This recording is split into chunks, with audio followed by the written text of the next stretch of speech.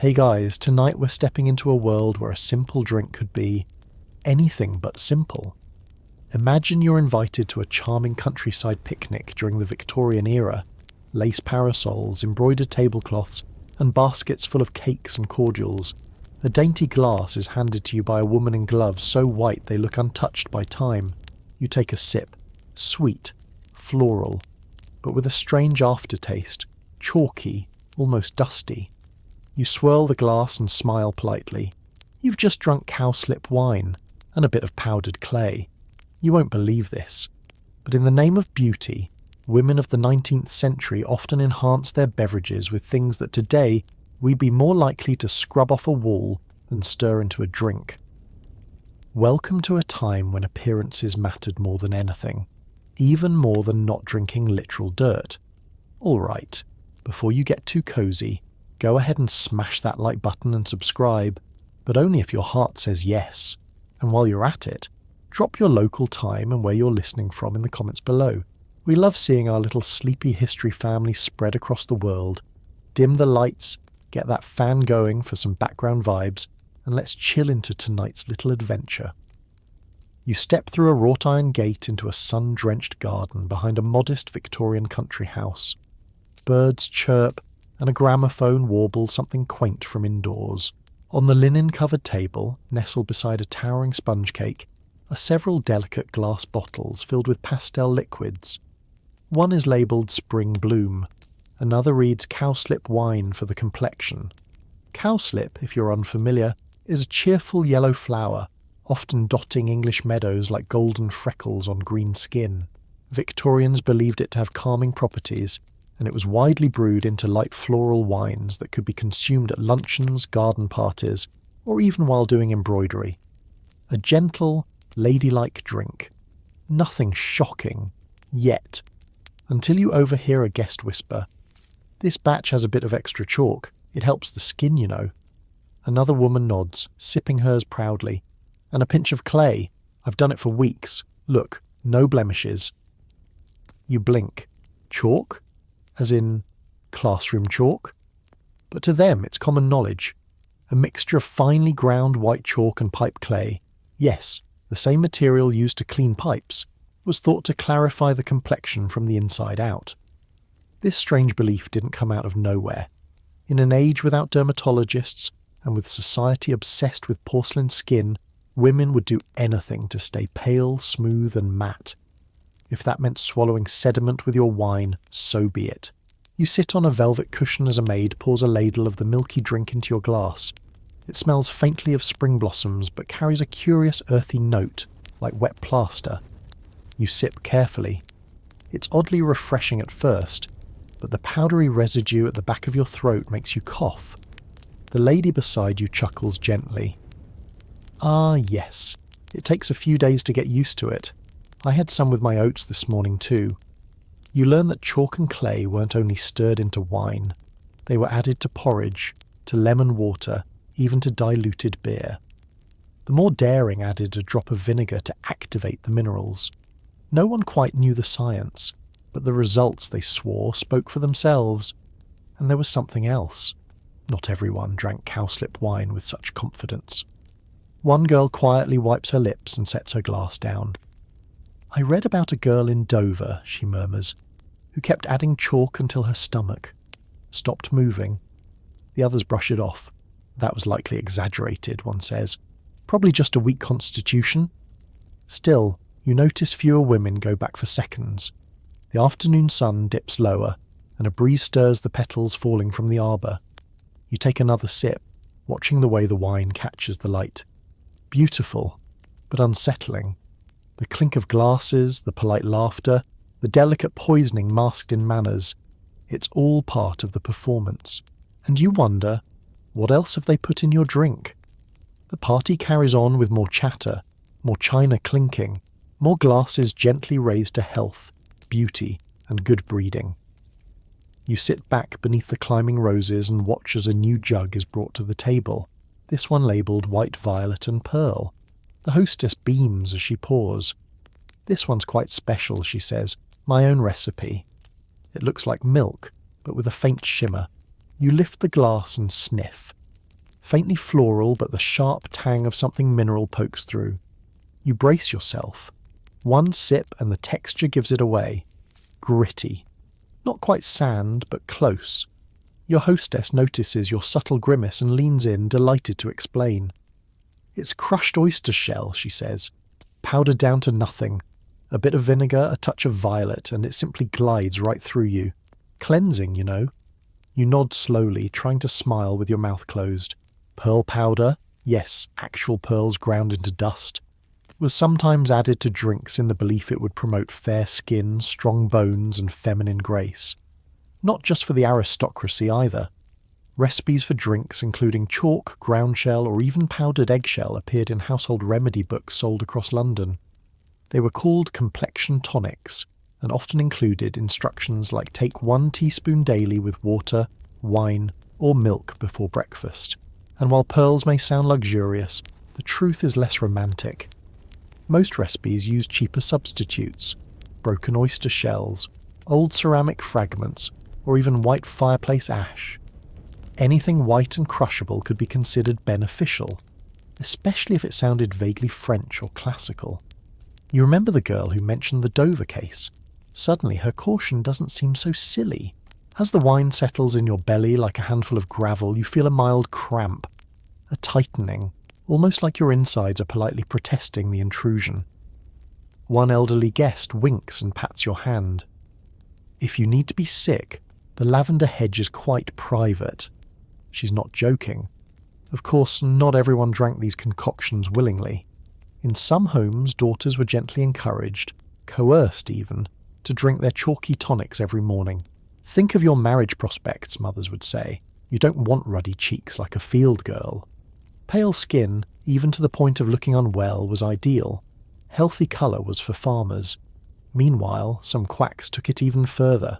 You overhear mention of a French elixir that combined white lead, vinegar, and rose water, sold in bottles etched with fleur-de-lis. Made me feel light as air, one woman claims, though my gums did bleed for a bit. You shift uncomfortably. By the time the sun dips below the hedge and the shadows grow long, the glasses are mostly empty. Your tongue feels dry and coated. A faint chalk film clings to your teeth. The taste lingers, not unpleasant, but undeniably odd. A child nearby is offered a watered-down version in a tiny teacup. She sips it and wrinkles her nose. It tastes like the school slate, she mutters. No one disagrees. As the garden empties and the guests start to leave, you catch one last glimpse of the bottles on the table. Their labels are smudged now, condensation curling their edges. Spring Bloom, White Violet and Pearl, Brighton Tonic No. 7. You wonder how many of these were truly wine, and how many were closer to wallpaper paste in disguise. The next day, if you feel a bit blocked up, you'll know why. And this was just the first drink of your Victorian journey. There are far stranger concoctions still waiting on the next table, some sweet, some sulphurous, and others that may just glow in the dark. But you've survived the chalk and clay wine party. Barely. The next morning, you wake up in a modest boarding house off a narrow cobbled lane in East London. Sunlight strains through the soot-streaked curtains. Your stomach feels like it's carrying a paperweight made of powdered shell and regrets. You sit up slowly, feet on the worn wooden floorboards, and a knock comes at the door. "Milk delivery," calls a cheery voice. You shuffle to the door and accept a small tin can of fresh milk from a red-cheeked boy in a cap 2 sizes too large. He grins, tipping his newsboy hat before disappearing down the stairs.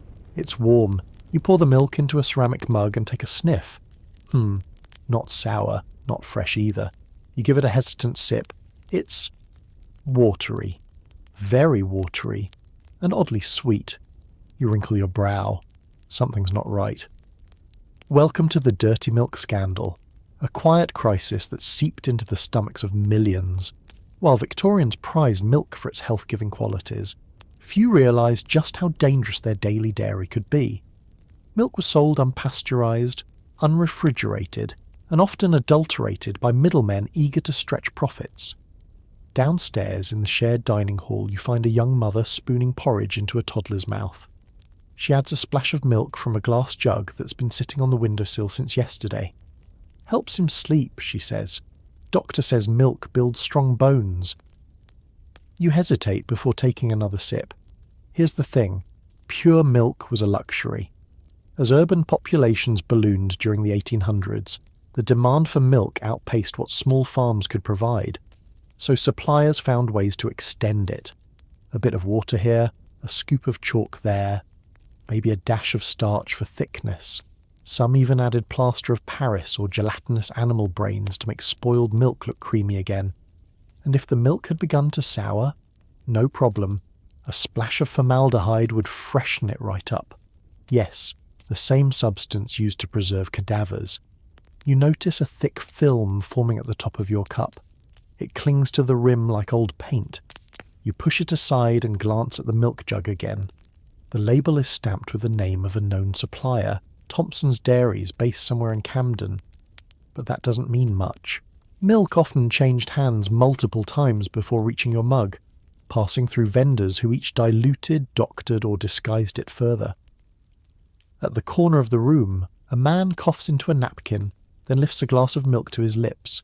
He winces and mutters, "Tastes like soap," then drinks it anyway. You've heard stories. Children dying from what seemed like summer fever. Infants who faded within days after being weaned onto milk. No one connected the dots at first, until a doctor named Arthur Hill Hassall conducted tests in the 1850s and found shocking levels of contaminants in London's milk supply. His findings led to what the press dubbed the milk murders. But policy was slow and profiteering was quick. By the 1870s, milk inspectors had their hands full. Swill milk became a common term, describing milk from sick cows kept in filthy conditions, often fed leftover mash from distilleries. The result? Thin, bluish fluid teeming with bacteria. And if you were lucky, it only gave you cramps. If not, fever, vomiting, even death. You glance down at your nearly empty cup and remember that floral wine from yesterday. Chalk and clay might have been absurd, but at least they were visible. The milk? This is invisible poison. You decide to venture out, hoping some fresh air will settle your stomach and your nerves. The milk sits uneasily, gurgling now and then as if resenting the light of day. You step onto the street and join the early crowd. Chimney sweeps, factory girls, errand boys, all bustling through London's waking fog. As you pass a row of grocers, you catch sight of a chalkboard sign outside one shop. Today's fresh milk, just in from the country. You duck in, curious. Inside, glass bottles line the wooden shelves, each one filled with a slightly different shade of white. One leans a bit blue, another a bit yellow. A pale beige bottle near the end has what looks like stringy lumps floating lazily within. You grimace. Behind the counter, a round-bellied man in a stained apron notices you looking and laughs. "That one's curdled, love. Good for baking," you nod. He gestures to the brightest white bottle on display. "Now that's a beauty. Thicker than cream. Our bestseller." You eye it warily. Something about the opacity seems suspiciously perfect. You're not wrong. Victorians came to associate pure white milk with health and safety. But here's the catch.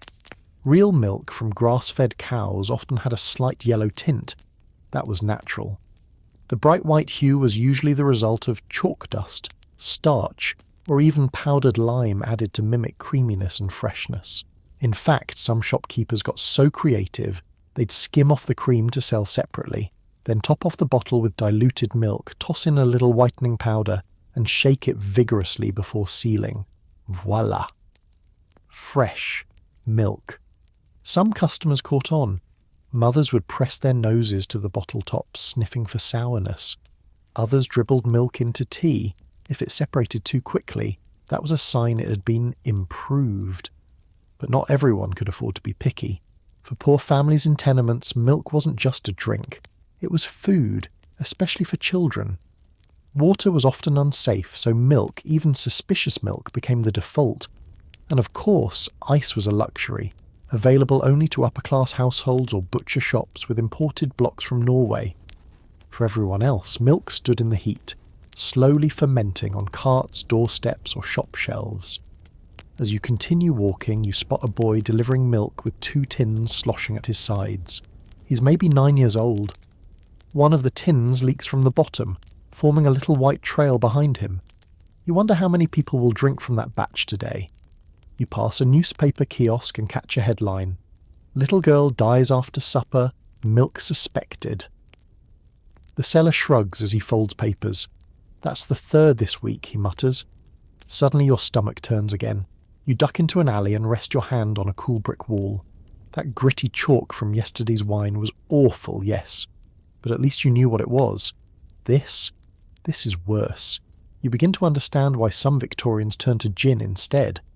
At least with gin, the burn was honest. Milk lied. Later, back at your lodging, the landlady offers you a warm glass before bed. To settle you, she says. You smile faintly and pretend to sip. Then you quietly pour it into the ivy outside your window. The ivy doesn't seem to mind. You wake the next day with a curious thirst and a strong desire for something less questionable. You wander through a quieter part of town, hoping to find a fresh lemon, maybe even a bit of mint. Something sharp, something honest. You round a corner and find exactly what you're looking for. A boy no older than 14 is standing behind a rickety cart with a faded sign. Cool lemonade, 1 penny a cup, he shouts cheerfully as children run past, pressing tin coins into his palm. He pumps a brass tap sticking out of a large tin barrel, and the lemonade flows in a golden stream into battered metal cups. Each cup is dunked in a pail of murky water, given a quick shake, and handed off. You pause. Should you? It's a hot day. The sun bakes the cobbles and your mouth is dry. You step up and hand over your penny. The cup is cool, the lemonade fragrant with sugar and zest. You take a big gulp. Sweet, sharp, refreshing, and possibly poisoned.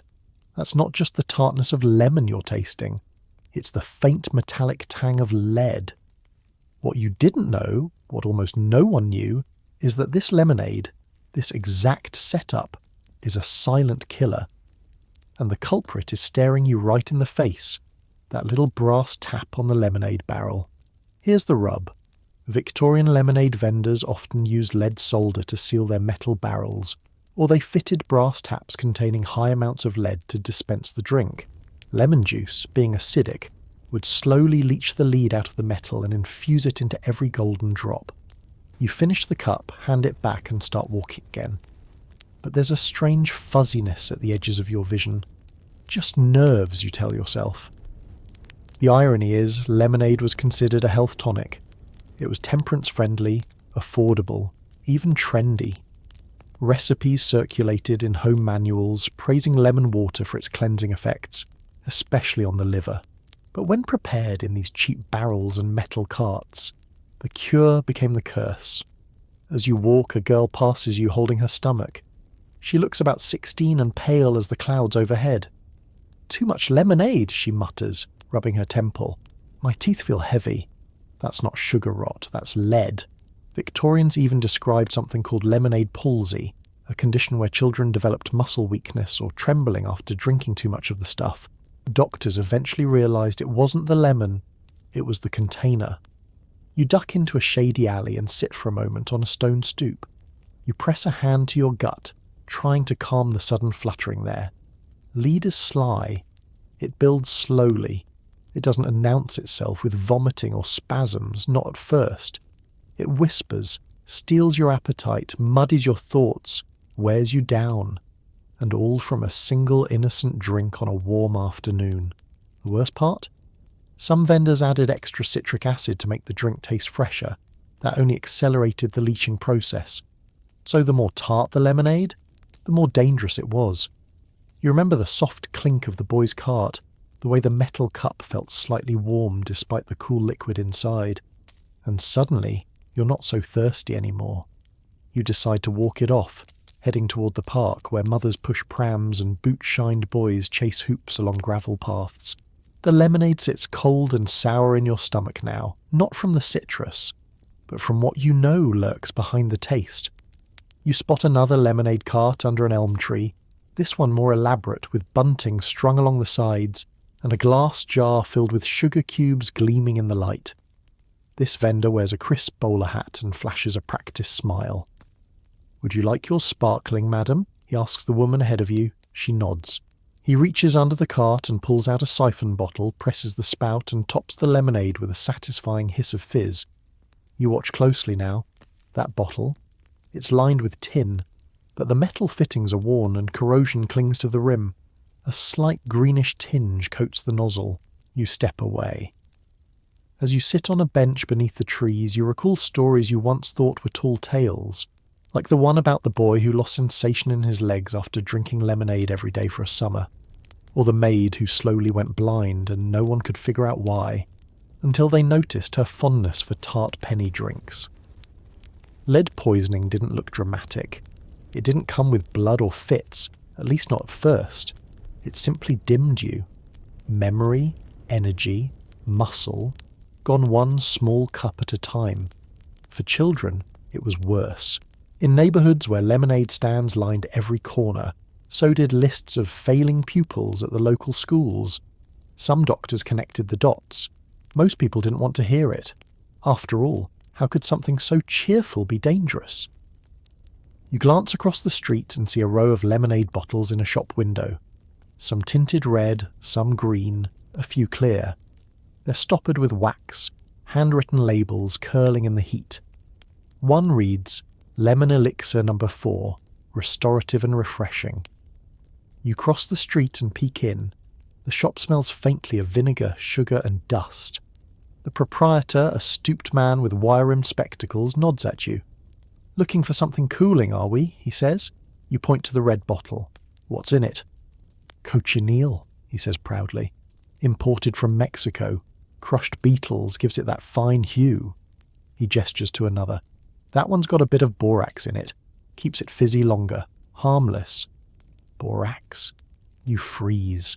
Borax was used to preserve corpses. It also appeared in cleaning products, insecticides, and some household remedies. But in lemonade, it was banned in later decades for causing vomiting, headaches, and organ damage. Yet in Victorian times, it was legal, even admired for its preservative properties. You back away from the counter, muttering a thanks. Outside again the sun hangs low, casting long shadows on the street.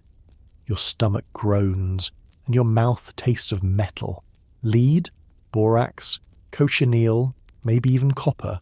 All hiding under the cheerful mask of lemonade. You sit beneath a tree and rest your head back. Of all the drinks so far, this one felt like the biggest betrayal. Lemonade was meant to be clean, bright, safe. But in Victorian England, even a simple glass of citrus could become a slow drip of poison. And you've only had 3 drinks on this strange journey. There are 17 more waiting for you. Careful where you sip next.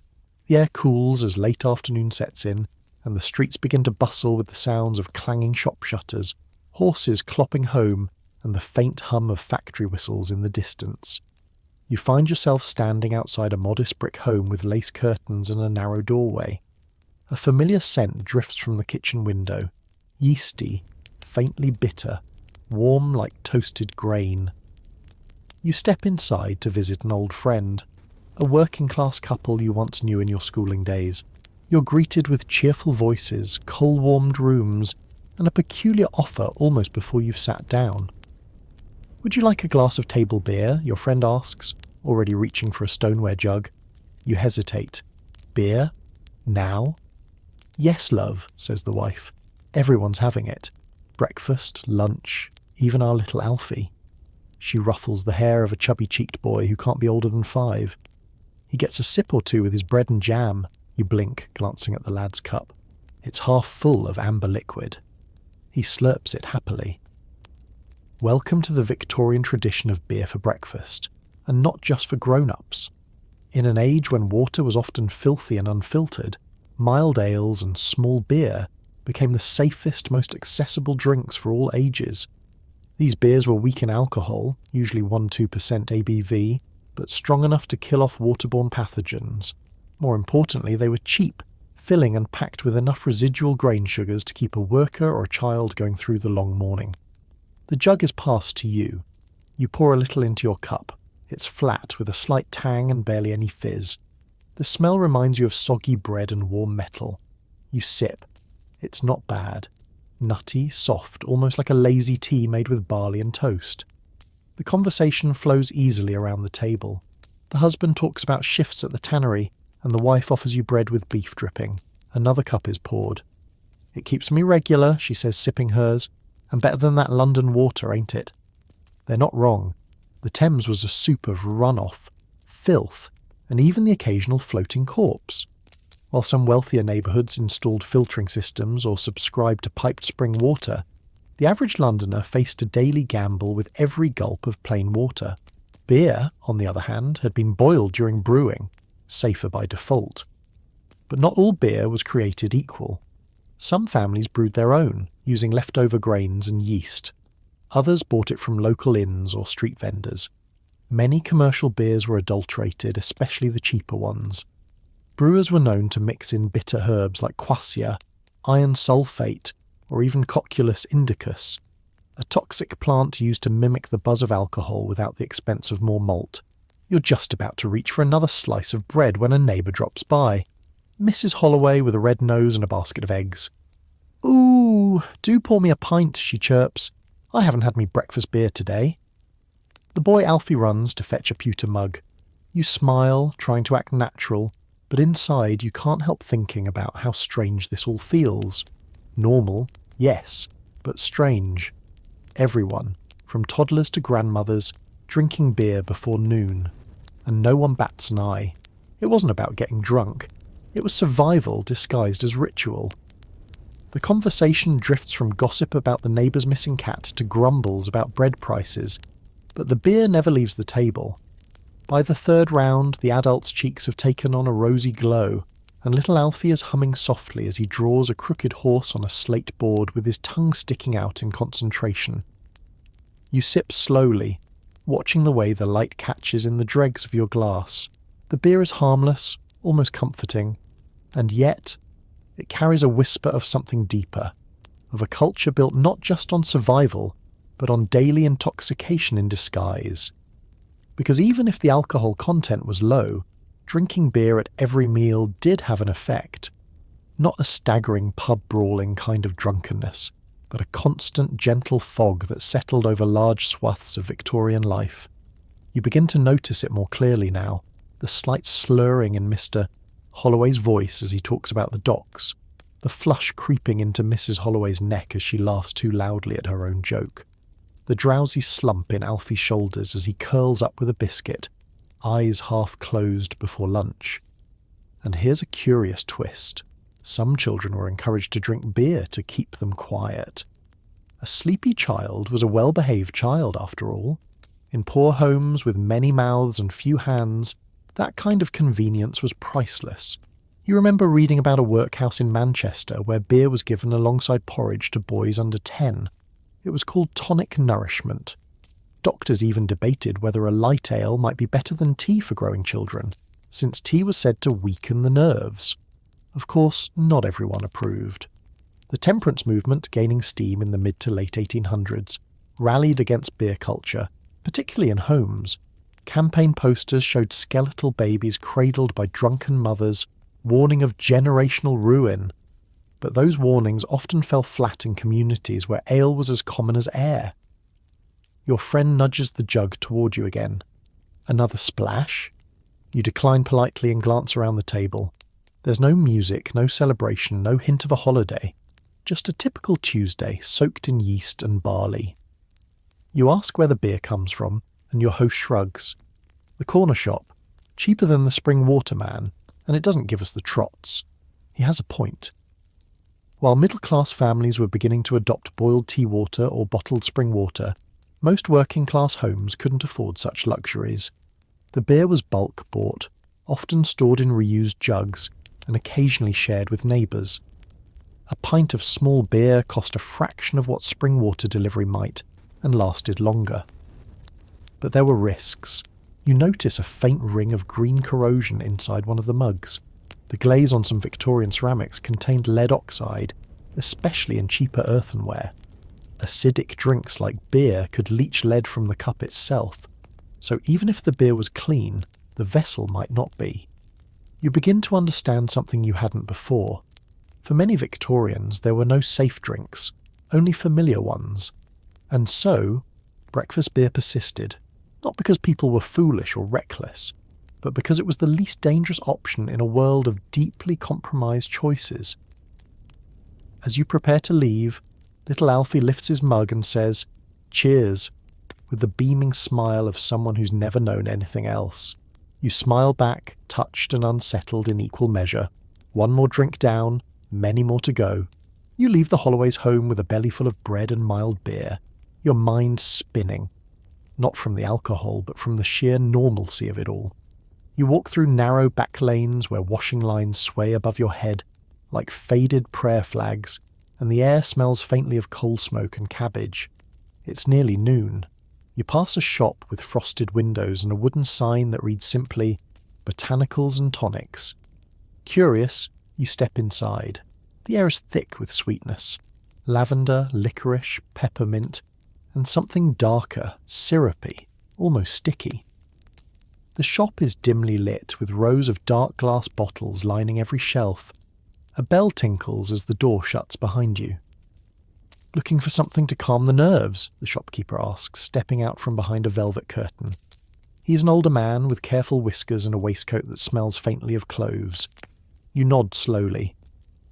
Without waiting, he pulls a small bottle from the shelf. The label reads, "Lady Hartley's Gentle Tonic, soothes, comforts, revives." He uncorks it and pours a syrupy splash into a porcelain teacup. "Take a sip," he says. "You'll feel like yourself again in no time." You lift the cup. The liquid is dark brown, almost black, with a scent like burnt sugar and crushed leaves. You take a careful sip. It's bitter, sharp, then oddly sweet. It numbs your tongue slightly. You raise an eyebrow. "What's in it?" "Oh, a blend of herbs," he replies vaguely. "Valerian root, catnip, hawthorn, and just a touch of something special." You nod politely, but your lips tingle. You soon learn that this isn't just a harmless herbal brew. This is Victorian self-medicating in full form, and you've just walked into the golden age of domestic tonics, the quiet cousin of patent medicines. And while we've sworn off the opiates and cocaine from earlier drafts of this story, rest assured, the remaining recipes were still bizarre in their own right. Lady Hartley's, for example, was known to include castor oil, which could cause violent digestive reactions if taken too generously. Some tonics added camphor or belladonna extract, not in fatal doses, but enough to leave you a bit fuzzy. One popular nerve tonic even included ground amber and vinegar, thought to realign the internal humours. You glance around and notice one shelf labelled, "For Melancholy." The bottles here are dustier. One is marked, "Spirit of rue and mustard, invigorating for the mind and loins." Another boasts water of burnt feather, said to ward off hysteria and intrusive thoughts. The shopkeeper sees your gaze. "That one's popular with writers," he says, gesturing to the feather water. "Gives 'em dreams, even when they're awake." You're not sure if that's encouragement or a warning. Just then, a mother enters with a boy trailing behind her, eyes puffy from tears. "Something for his stomach, poor lamb," she says. "Kept him up all night." Without blinking, the shopkeeper hands her a bottle labelled tummy oil with rue and bitters. You glance at the ingredients: charcoal, crushed anise, cardamom, dried mint, and something called asafoetida. You almost gag. Asafoetida, known to some Victorians as devil's dung, is a sulphurous resin used in tiny amounts for medicinal purposes, strong enough to clear sinuses or end friendships. It was prized for treating flatulence and indigestion. A drop in water, and suddenly you had a bubbling, burping potion to keep little stomachs settled. And people drank this on purpose. You realise now, these weren't just drinks, these were coping mechanisms. In a world without antibiotics, without consistent access to doctors, without reliable sanitation, The average Victorian trusted the bottle more than the surgeon. You place the Lady Hartley's bottle back on the shelf, your tongue still tingling faintly. You nod to the shopkeeper and quietly take your leave, the taste of bitterness and something you can't quite place, lingering at the back of your throat. That was one sip. Imagine the poor souls who took it 3 times a day. You step back onto the street, the door creaking shut behind you. The sun is slipping behind soot-streaked roofs, casting long shadows across the uneven cobbles. In your mouth, the aftertaste of Lady Hartley's tonic refuses to fade. Metallic, medicinal, and just a little bit off. You smack your lips, wondering how many people walked around all day feeling like they'd just gargled an apothecary's drawer. Further down the lane, a faded poster flaps against a brick wall. Cure all. Nerves, stomach, sleep, spleen. Below it, another bottle is drawn in florid strokes. Professor Worth's botanical nectar. You chuckle. You've seen enough nectars today to last a lifetime. But as you make your way past the market square, a street preacher catches your attention. His voice rises above the noise. The body is a temple, and these tonics are the devil's mockery. He waves a small bottle over his head, elderberry purge, and hurls it dramatically into a pail of water. "Cleanse your spirit, not your bowels," he shouts. The crowd murmurs. Some nod in agreement, others laugh, but he has a point. The Victorian obsession with internal purification bordered on religious fervour, and few drinks embodied that obsession like the so-called cleansing bitters. You pass a booth where a woman sells tiny vials wrapped in crinkled paper. "Gentlewoman's gall cleanser," she calls it. She waves one toward you, made with gentian, wormwood, and fig vinegar. Restores the humours and clears the liver fog. You politely decline, though part of you is curious.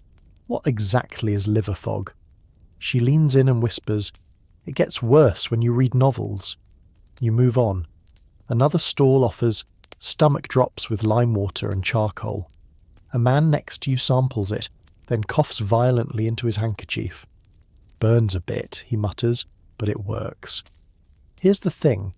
Victorian tonics weren't always about healing. Sometimes they were about feeling something. In a life filled with repetition and hardship, a drink that made you warm, made your skin tingle, or even made you weep a little. That was proof it was working. Enter the bitters boom. Made from herbs, bark, citrus peels and roots soaked in spirits or vinegar, bitters were believed to stimulate the bile, fortify the spleen, and invigorate sluggish blood. Bottles had poetic names like Dandelion Draught or Bitters of the Moon. One popular mix was sold under the brand Motherwell's Vinegar Elixir, a sharp blend of white vinegar, crushed wormwood, anise, and a pinch of hot pepper. It was taken daily to clear dark thoughts and thin the blood. Taken too much, it cleared your stomach onto the floor. You pass a pair of young women sitting on a stoop, each sipping from delicate green glass bottles. "It's fig tonic," one says. "I take it before sewing class. Makes the aches in my fingers go quiet." The other nods. "I mix mine with lemon peel and honey, for my moods." You wonder how much of it actually helps. How much is comfort, how much is placebo, and how much is just tradition. The tonic shop, the fig elixir, the rue and feather waters, all of it forms a quiet symphony of self-diagnosis, where every ailment has a bottle, every bottle a ritual, and behind each ritual a kind of hope, not a cure, just the hope that you can sip your way into feeling better. You head home as the sky darkens, the city glowing dimly under oil lamps. You've tasted chalk, sour milk, lead, and bitter roots. But what lingers most now is this strange blend of desperation and ceremony, brewed and bottled, sipped in silence across drawing rooms and alleyways, and you've only just begun. You sleep restlessly that night. Maybe it's the bitters still swirling in your belly, or maybe it's the thought of all the strange potions you've tasted. But by morning, you rise with a dull ache behind your eyes, and a sense that your organs are arguing with one another. Still, you push through the morning light, determined to uncover more of this odd liquid legacy. Today, your steps take you to a fashionable part of town, Wide boulevards, wrought iron fences, and ladies walking stiffly in corsets tighter than common sense. Here, the shops are fancier, the windows shinier, and the drinks stranger still. You arrive at a boutique that looks more like a perfume parlour than a food shop. Inside, glass shelves gleam with crystal bottles in pastel hues. A bell above the door tinkles as you step in, and the clerk greets you with a practiced smile. "Looking for something to brighten the skin, perhaps?" she asks. You nod, more out of curiosity than intent. She lifts a lavender-coloured bottle with silver etching. The label reads, "Dr. Bellarose's Arsenic Complexion Water, Internal and External Use." You blink. "Arsenic? As in the poison?" "Oh, just a trace," she says airily. "Completely harmless. Everyone takes it. Queen Victoria herself was rumoured to dab it behind her ears." You stare at the bottle as she uncorks it with a dainty twist and pours a small glass into an etched crystal cup. "It tightens the skin," she explains, "gives it that moonlit glow, and when taken in moderation, it absolutely rejuvenates the system." You take the glass. The liquid is clear, sparkling slightly, like tonic water, if tonic water was suspicious. You lift it to your lips and sip. It tastes like metal, cold, clean, and alarmingly smooth. Here's the thing. In the Victorian age, arsenic wasn't just a murder weapon, it was a beauty product. Taken in microdoses, arsenic was believed to smooth the skin, reduce redness, and promote a delicate pallor. In some cases, it even suppressed appetite, an unintended bonus in an era obsessed with tiny wastes. You'd think people would be wary, but arsenic was sold openly in chemist shops, often labelled as Fowler's solution or complexion waters. Women mixed it into wine. Some applied it directly to their faces with silk pads. Others bathed in diluted arsenic springs, convinced it would cure eczema, freckles, or the horrors of a tan. Even worse, some tonics combined arsenic with strychnine, a stimulant, creating a jittery concoction that made you glow while you trembled. You look around the shop. Beside the arsenic bottle is another labelled Lily White's liver drops, guaranteed to refine the cheeks. A small print underneath reads, "Contains trace arsenate of soda. The shopkeeper must read your unease." Of course, we recommend no more than half a spoon a day, but I've a client who swears by 2. You ask gently, "And is she, well?" "She hasn't fainted this month," the woman says brightly. "It's not just ladies who partook either. You hear of dandies sipping arsenic-laced tea before balls, believing it made their skin look luminous under gaslight. Some miners even took arsenic tonics to build tolerance for the poisons in their own work. In Austrian folklore, arsenic eaters were said to enjoy better breathing, sharper eyesight, and shiny hair. But there was a catch. Once you started, you had to keep taking it, slowly increasing your dose. Otherwise, withdrawal brought back the blemishes, and worse. Arsenic wasn't just dangerous, it was addictive. You set the empty cup down with care. Outside, the air feels sharper. Your skin tingles, not from radiance, but from fear. You thought milk was risky. You thought beer was odd. But this was danger bottled in elegance, and it was fashionable. Back outside, you walk briskly, trying to ignore the strange warmth blooming in your cheeks. Or perhaps that's just your imagination playing tricks again. The arsenic, though perfectly safe according to the clerk, has left a shadow in your thoughts, like a ghost behind your eyes. You find yourself near the edge of town, where a broad green lawn opens onto what appears to be a health resort. Only it's not the elegant kind filled with parasols and harpsichords. This one smells faintly of sulphur and something else, something rotten.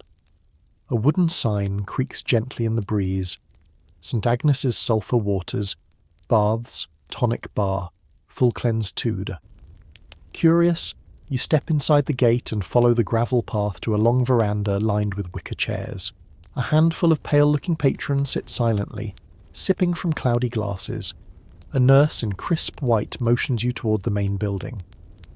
"You're just in time for the noon pour," she says, leading you to a wide counter where glasses are being filled from large ceramic urns marked Sulphur Still A, Mineral Mix B, and Iron Spring Sea.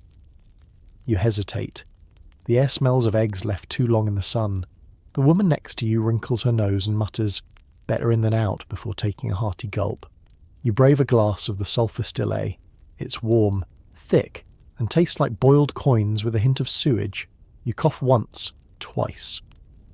A man beside you pats your back with sympathy. First time, you nod. Don't worry. The second glass goes down easier. It doesn't. But you're not alone in your discomfort. Across the veranda, others are grimacing, belching softly, fanning themselves while muttering things like, "It's the detox," or "The worse it tastes, the better it works." Sulphur water was a Victorian health craze, driven by the belief that minerals seeping up from the earth held curative properties. Sulphur, in particular, was hailed as a cleanser of the blood, a purger of bile, a banisher of skin afflictions. Entire towns were built around it.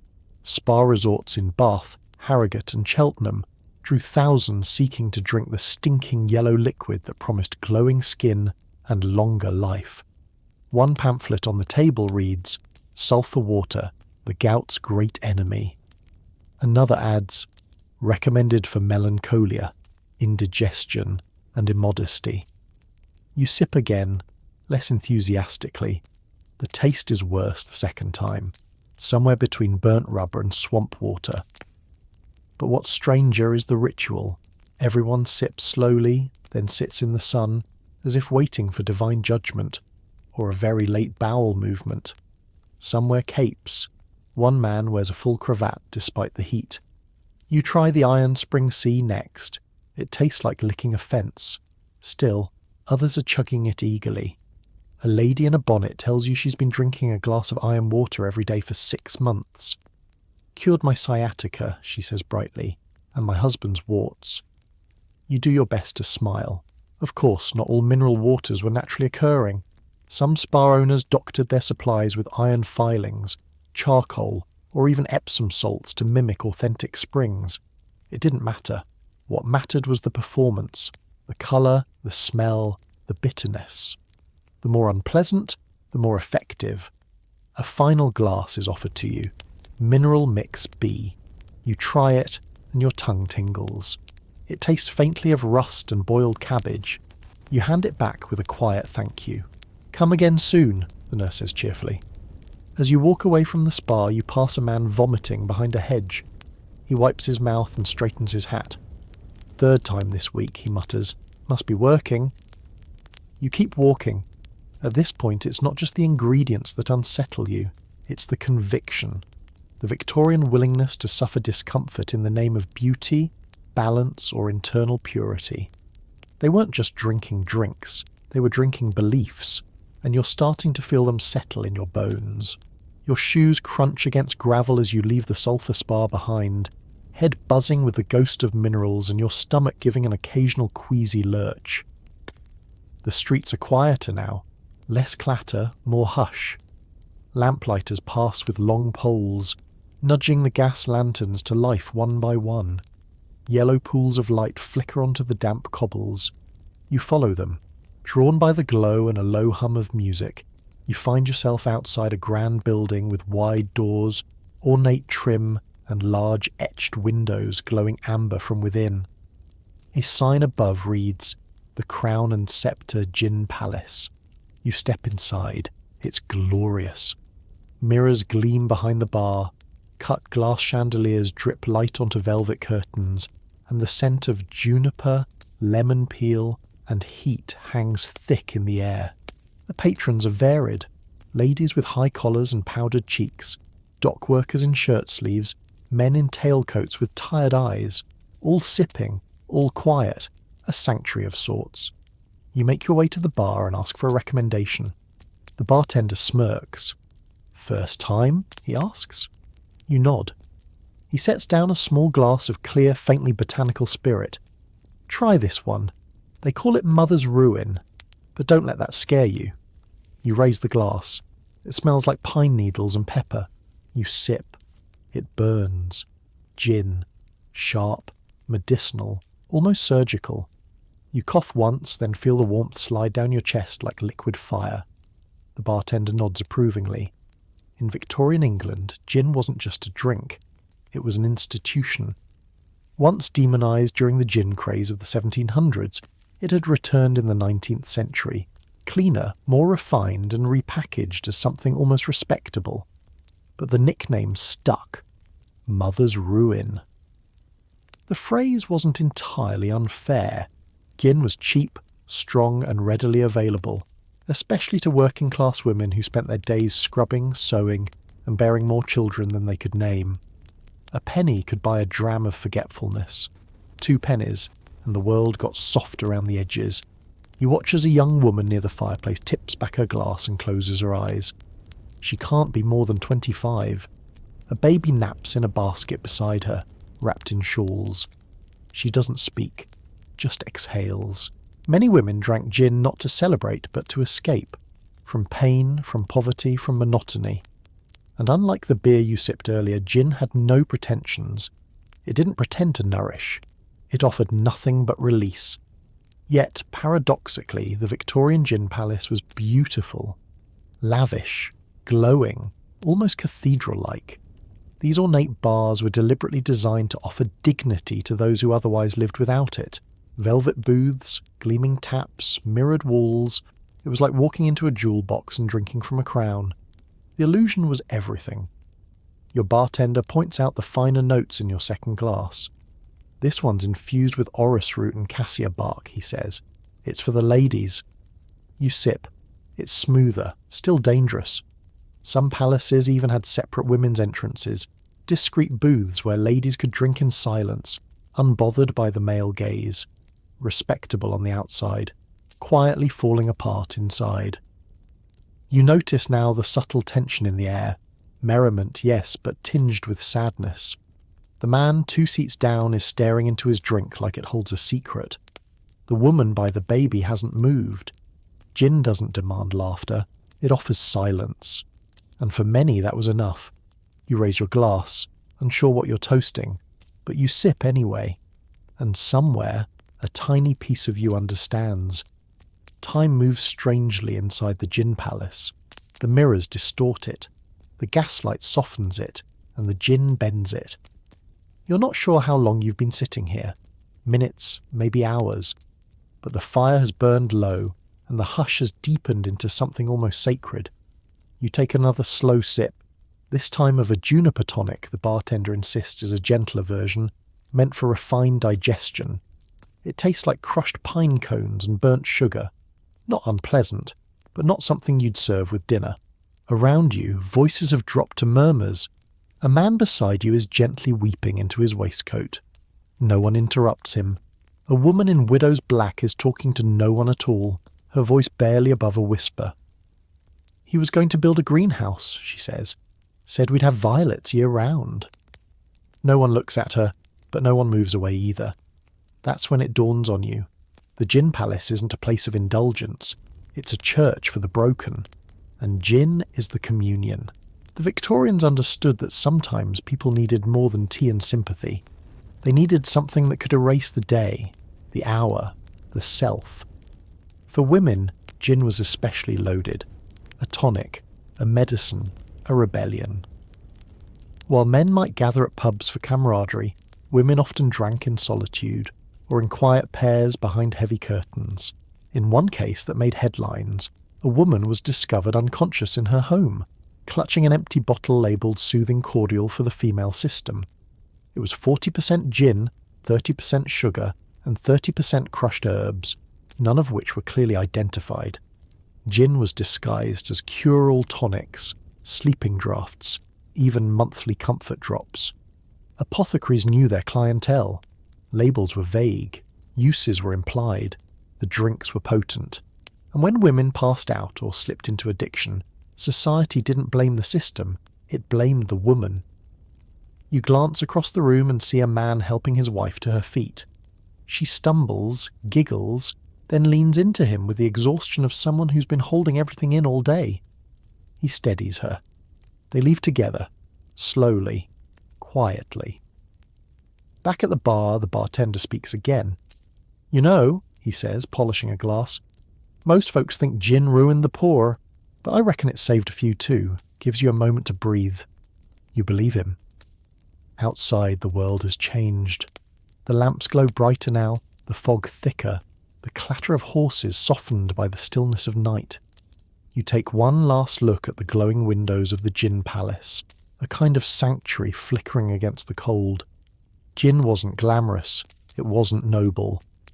But for a great many Victorians, especially women, it was the only moment in the day that belonged to them. You step away, your breath clouding in the night air, the warmth of the gin fading slowly from your chest. You've drunk chalk, milk, lemon, beer and bitters, but none of it felt like this.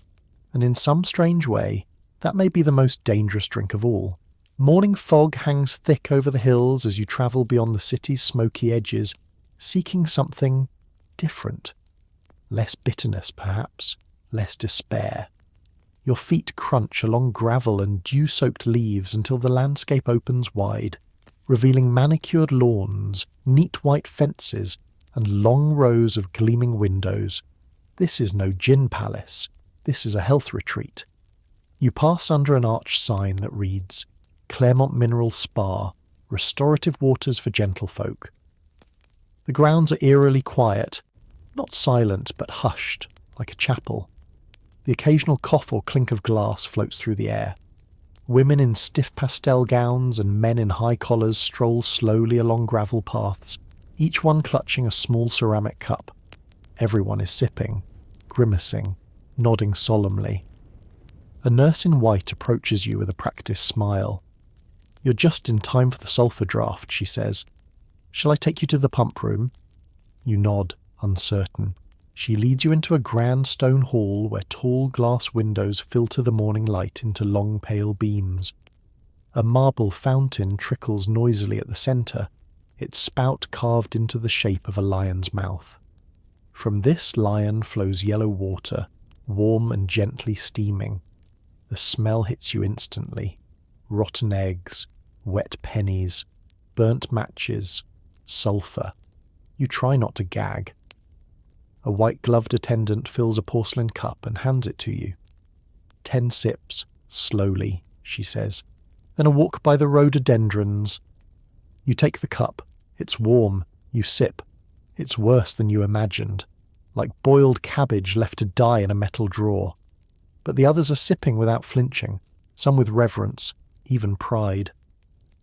A woman beside you says softly, I used to faint every Sunday. Since I started the regimen, I've only collapsed twice. You muster a polite nod. This was the cult of spa waters, especially those steeped in sulphur. Victorians travelled from all over Britain to bathe in, breathe, and most importantly, drink the foul-smelling waters of places like Harrogate, Bath, and Buxton. They believed sulphur water cured everything: indigestion, gout, hysteria, spots, melancholy, liver torpor, and more. You take another sip. It coats your tongue like warm grease and leaves behind a flavour of matches and coins. As you recover, the nurse points out a notice board. Daily regimen. 8:02 a.m. sulphur draft. 9:30 a.m. dry brush stimulation. 10:00 a.m. seated rhubarb tisane. 11:00 a.m. iron spring walk. 1:00 p.m. mutton broth and magnesia. 2:00 p.m. volcanic dust lozenge. You blink. Next to the schedule is a hand-painted slogan. The worse it tastes, the better it works. You sip again, this time bracing yourself. It doesn't help. The sulphur isn't the only offering here. Another fountain flows with sally beet water, iron-rich spring water that smells like blood and tastes like rust scraped off a penny. A man with sunken cheeks clutches a glass of it like it's his last hope. I used to be pale as a fish belly, he says proudly. Now look at me. You glance at his cheeks, which are indeed flushed, or possibly irritated. You try the sally beet. It's less vile than the sulphur, but only barely. It tastes like someone wrung out an old horseshoe and added a twist of lime. Still, people flock here, for the rituals, the promise, the shared suffering. Victorians equated purification with pain, especially when it came in a glass, and you, like them, keep sipping. You follow the sulphur-sipping crowd out to the garden walk, your stomach turning gently like a slow-churning laundry drum. The nurse had suggested a walk near the rhododendrons, to aid the humours in circulating, she said, and so you do, though you suspect it's mostly to avoid vomiting indoors. The gravel crunches softly beneath your feet. Around you, guests move like ghosts through the mist, some linked arm in arm, others alone and blinking at nothing in particular. All of them hold empty cups. You pause near a marble bench where two older women sit comparing notes. I find the sulphur more effective for bowel irregularities, one says, dabbing her nose. Oh no, I swear by the iron, the other replies. Keeps me upright longer in church. You sit quietly nearby and listen. The conversation weaves between ailments and draughts, purgations and tisanes, like a kind of verbal pharmacopoeia. Each remedy has a story, who fainted before it, who revived after it, who swore off it until their fourth child. These women are not sipping for pleasure. They are drinking for deliverance. And for many Victorians, that's what sulphur water became, a pilgrimage in a cup. It wasn't just the poor who drank these noxious brews. Aristocrats took carriages cross-country to visit spa towns, spending weeks enduring regimens of drinking the waters 3 to 5 times daily, often followed by mineral mud compresses and timed bowel evacuations. It was said that Queen Victoria herself endorsed certain spa cures, though whether she ever downed a full cup of rotten egg water remains politely unconfirmed. A gentleman in a straw boater wanders by with a silver-tipped cane and a glazed expression. "Third glass this morning," he murmurs to no one. "I believe I've sweated out a decade." You decide to try one more. Liver cleanse tonic, poured from a separate urn hidden behind a curtain. This one is pale green and smells like celery left in the rain. You sip. It's unexpectedly sweet at first. Then it hits you with a sour blast, followed by a bitter finish that puckers your cheeks and sends a wave of tingles through your fingertips. A woman to your left smiles with approval. "That's the one that made me pass my gallstone," she says, as if complimenting the weather. You nod slowly. Of course it did. Not all of these tonics were natural. Some retreat owners enhanced their waters with added Epsom salts, magnesium citrate, or even powdered mustard to increase the effectiveness. The more dramatic the outcome, the more devoted the clientele, and the outcomes could be dramatic. In one retreat journal, a man reportedly lost 6 pounds in 3 days from liquid therapies alone. Whether from detox or dehydration remains a mystery. But what's perhaps most fascinating is this. No one complains. They cough, they wince, they burp quietly into their gloves, but they persist. Because the taste means it's working. The discomfort is the point. You finish the last sip and gently place your cup on a nearby tray. Your stomach feels like it's considering an uprising, but your skin has taken on that faint glow spa-goers seem to covet, perhaps from the mineral content, or perhaps from surviving. You leave the garden path, walking past yet another guest hunched quietly behind a hedge. He looks up, pale but proud. "First day," he says. "Haven't fainted yet." You smile. One more bizarre drink survived. But you're not even halfway through the menu of Victorian beverages, and something tells you the strangest glass is still to come. You return to the city by rail, sitting quietly as the countryside blurs past the carriage window. You feel mineralized, purged, light-headed. The sulphur seems to have worked its way into your bones, or maybe that's just the airless cabin and the rhythmic clatter of wheels on tracks. Either way, you're ready for something different, something that doesn't smell like it escaped from a volcano. Back in London, you wind your way through narrow alleys until you reach a townhouse that feels more like a museum than a residence. The door opens before you can knock. "Welcome," says your host, a tall man with a beard so artfully curled it might be waxed into place. You've arrived just in time for tea. You're led into a salon with dark velvet curtains, brass lamps, and odd artifacts peeking out from every corner. Scarabs, a mummified bird's claw, a chunk of what looks suspiciously like ancient bone. On a low table, fine china cups wait beside a silver tray. But it's what's beside the tray that stops you cold. A jar, dark glass. labelled in delicate handwriting, mumia, powdered. You blink. Mummy powder? You ask slowly. Indeed, your host replies with a flourish. Imported. Egyptian. A touch added to tea brings energy to the blood. The ancients knew the value of preserved kings. You're not sure whether to laugh or leave. But you sit. Because yes, this really happened.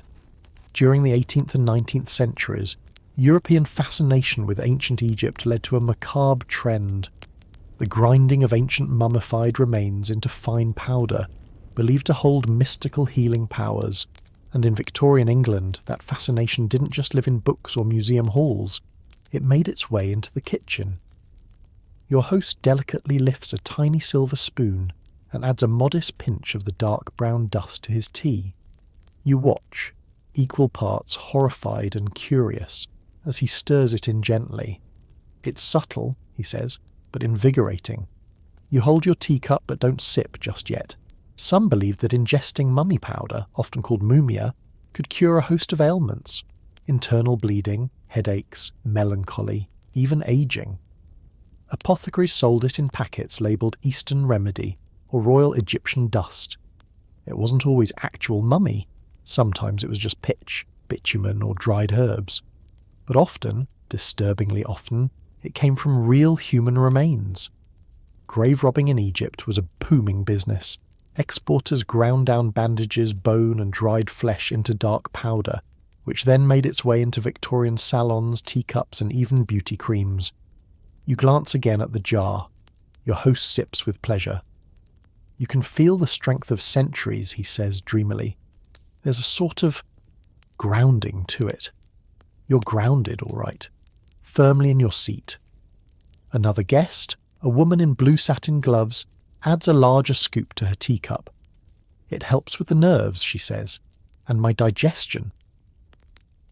You realise no one here thinks this is strange. They sip and chat as though it were cinnamon or cardamom, as though the powdered remains of a 2,000-year-old priest are simply one more imported delicacy. You set your cup down carefully, untouched. You'd survived chalk, sour milk, lemon lead and arsenic.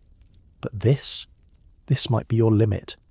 Then again, the evening isn't over. Because just as your host begins to pour a second round, he reaches beneath the table and produces a second jar. This one is labelled only unicorn root, distilled. You stare. Victorians drank many things in pursuit of health, beauty or power. Some were poisonous, some were foul, and some were simply delusional. But sipping a Pharaoh, that's a drink you'll never forget. The jar of unicorn root is passed around with reverence, as though it contains the ashes of a saint. The label is hand-painted with curling letters, and below it, a phrase in Latin you can't quite decipher. Your host smiles, swirling a bit of the golden liquid into a glass dropper. Technically it's from a plant, he says, but the name, well, that's part of the magic, isn't it? Of course it is. You remember reading somewhere that unicorn root wasn't from mythical beasts at all. It was the root of a North American wildflower, sometimes called false unicorn, used in folk medicine for everything from fertility to fainting fits. But in Victorian England, packaging was everything. If it sounded exotic, ancient or vaguely royal, it sold. The guests pass it around, adding a drop or two to their tea, which still, unsettlingly, contains powdered mummy. You quietly decline. Too soon for unicorns? Your host teases. I think I'm still processing the Pharaoh, you reply. He laughs. Don't worry, the real treasures are still to come. And just like that, the conversation shifts to other things Victorians believed could be drunk for power. One man insists that crushed emerald dissolved in vinegar brings longevity. A woman swears she once drank a mixture of dew and moonlight, distilled overnight in a silver bowl. It cured my cough, she insists. You realise now, this isn't just about health. It's about control. The belief that you can bottle the past, consume magic, outwit mortality one sip at a time. As the evening stretches on, your host becomes more theatrical. He brings out a black bottle with no label at all. This, he says, is what I call Eclipse cordial. You ask what's in it. Something old, something forbidden. and something I bought from a French widow who said it was once owned by the Marquise de Brinvilliers. You know the name, a notorious poisoner. No one blinks. He pours a single drop into his tea and downs it. Everyone claps. You sip plain water and keep smiling. It's easy to think this is all play acting, just bored aristocrats clinging to drama. But the reality is, Victorians truly believed in the power of the exotic, the ancient, the bizarre, and they had the money and the morbidity to chase it. They were obsessed with life and death, purity and decay, often all at once. And when it came to drinks, that meant welcoming everything from unicorn roots to embalmed kings into your cup. As the evening winds down, a servant collects the empty china. Someone begins to play a haunting tune on a harp in the corner. The room smells faintly of cloves, burning resin, and dried rose. Your host walks you to the door. "You've got a good constitution," he says with a wink. "Most guests faint by the second cup." You smile faintly, thankful for your still-functioning liver. Outside, the fog has thickened again. Gaslights burn like distant stars. You pull your coat tighter around you and walk away from the house, from the mummy dust, from the powdered roots of flowers rebranded as fantasy. Victorians, you realise, weren't just superstitious. They were consumers of myth, sipping the dead, the divine, and the imaginary in one bewildering gulp. And you still have half the journey to go. The next morning you head somewhere livelier. Less powdered kings, more snake oil. It's market day and the streets are buzzing. Hawkers call out over one another, carts creak with produce, and brass bands belt out wheezy tunes from a stage built on old beer crates. It smells like onions, coal smoke, and livestock, and somewhere, unmistakably, peppermint. That's what draws you in. A man in a bright green waistcoat stands atop a wooden box, brandishing a bottle in each hand. His voice cuts through the din like a trumpet. "Step right up. The cure for what ails you. Headaches, heartburn, bad dreams, bad teeth, weak knees, and lovesickness. It's all in one bottle." You found yourself at a Victorian travelling tonic show, the original infomercial, only louder and dustier. He tosses a bottle to a man in the crowd who catches it and uncorks it right there. He sniffs, winces, drinks, then grins. "Tastes like Christmas." The crowd laughs. The salesman bows. "Snake oil and sassafras elixir, folks. A miracle in a bottle. American science meets ancient Eastern wisdom." You watch as more bottles are sold, one after another, all wrapped in paper stamped with stars, snakes, and tiny testimonials in fonts too tiny to read. You get closer. The table is covered with tonics, each more ridiculous than the last. Electric spine syrup. Dr. Witherspoon's celebrated foot bath beverage. Liquid lightning tonic. Drinkable power. But the star attraction is clearly the snake oil and sassafras elixir. You ask what's in it. "Nature's finest," the salesman replies. "Sassafras bark for the blood, licorice root for the lungs, snake oil for the spine, and a dash of truth, just to keep you honest." You raise an eyebrow. "Real snake oil?" "Only the finest rattlers," he says with a wink. And while it sounds like a con, and often was, the Victorian fascination with snake oil wasn't entirely fabricated. Imported from America and often touted as a native remedy, early snake oil was believed to treat inflammation, stiffness, and joint pain. It was sometimes made from actual Chinese water snakes, whose oil contains high levels of omega-3s, but in England, it was more often lard, turpentine, or whatever oil the vendor had lying around. Still, the term stuck. Snake oil meant hope in a bottle, and people drank it. The elixir is passed to you. It smells sweet. Peppermint, sugar, something faintly earthy. You take a sip. It's surprisingly palatable. A little oily, but the peppermint burns nicely on the way down. You read the label. Sassafras for circulation. Snake root for confidence. Licorice for the complexion. Turpentine for clarity. Wait. Turpentine. You cough. And now it burns differently. Turpentine was a common addition to Victorian remedies. In small doses it was said to stimulate the kidneys, or act as a diuretic. It also stripped paint. But who was counting? You hear the salesman yelling again, "Ma'am, do you have a husband who snores? This will flatten the sound." The woman laughs and buys too. As the show winds down, the man tosses the last bottle to a teenager with a toothache. The boy swigs it, yelps, and runs off. The crowd applauds. The cart packs up. The man tips his hat. "Thank you, London. You've been lovely, and possibly healed." You stand there, the peppermint still numbing your tongue, wondering how many people walked away with bottles of dreams and mild poison. And you realise that sometimes the truth doesn't matter, only the performance does. You follow the trail of customers as they scatter into the crowd, bottles tucked into coat pockets and market baskets. Some look sceptical, most look hopeful, a few already look dizzy. You slip into a quieter corner of the market, passing by stalls of cheese, dried fish and copper kettles, until you reach an older woman standing behind a threadbare table, covered in vials, flasks and unlabelled bottles. She doesn't shout. She doesn't perform. She just nods at you and gestures toward a jug half covered in a tea towel. You lift the edge of the cloth. The jug reads, "Sarsaparilla Cordial, 2D per draft." Now that's a name you recognise. Sarsaparilla, made from the root of a tropical vine, was once believed to be a near-universal remedy. Cleaned the blood, cured syphilis, banished freckles, settled the stomach, smoothed the skin, and in some versions enhanced masculine confidence, though that depended on who was selling it. In truth, it was mostly sugar water with a few aromatic herbs thrown in. But the Victorians didn't mind. They loved anything that smelled of spice and sounded exotic. You hand over 2p and receive a small ceramic cup. It's cold, syrupy, with a taste like root beer left in the sun.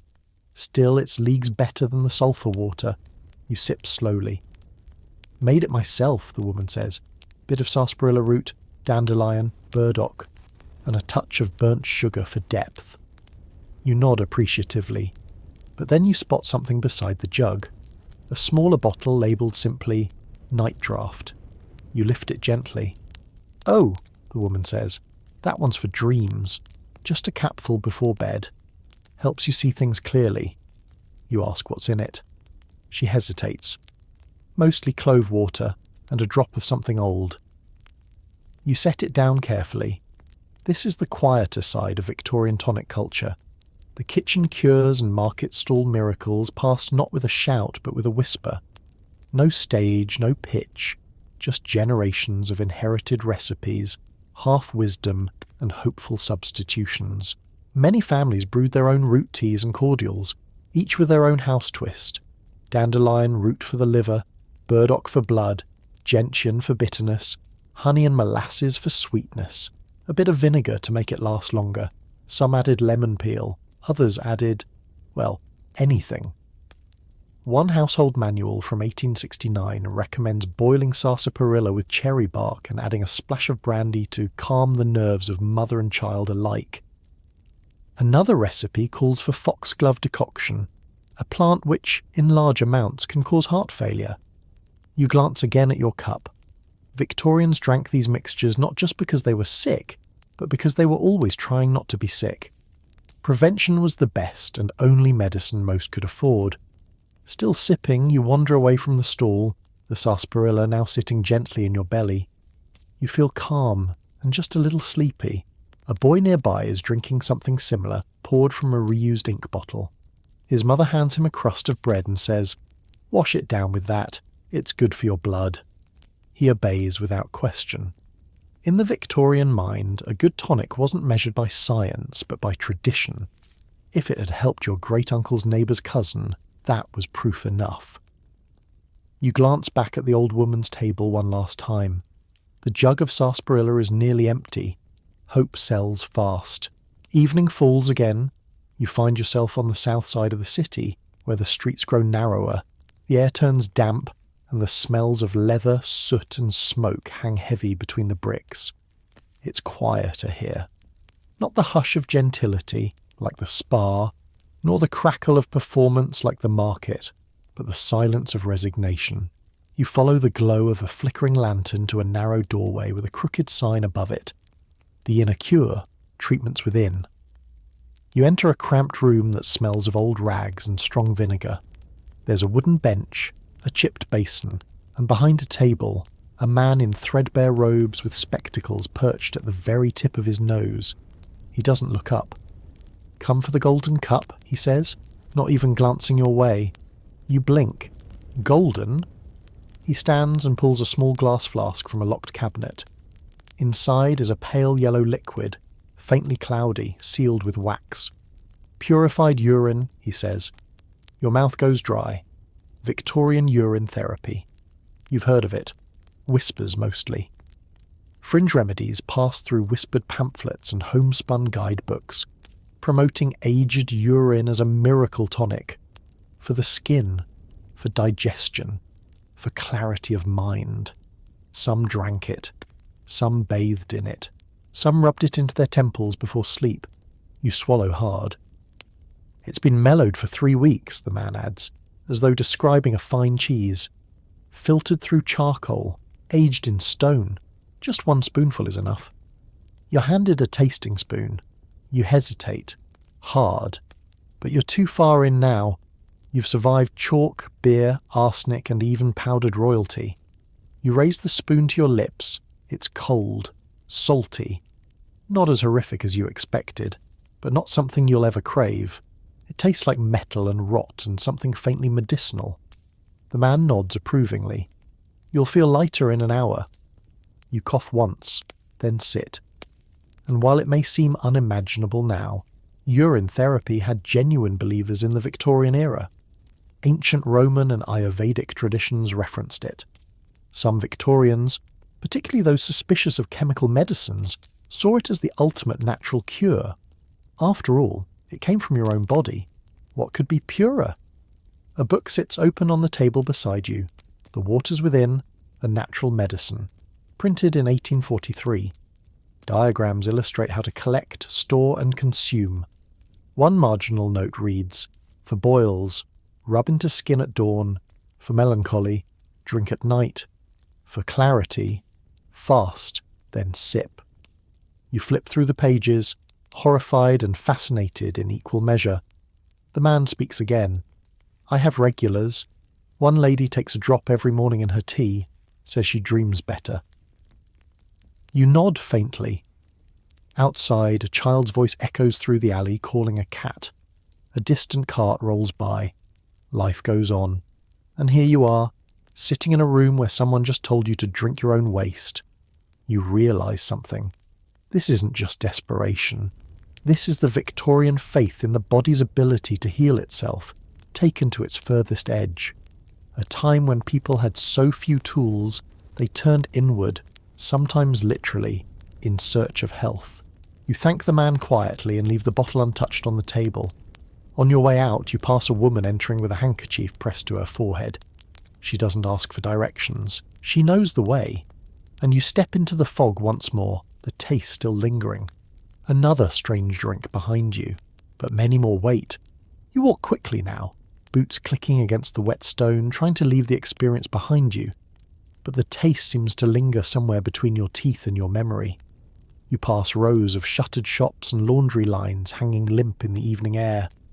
The fog is thicker here, curling around your ankles like smoke, but your stomach growls.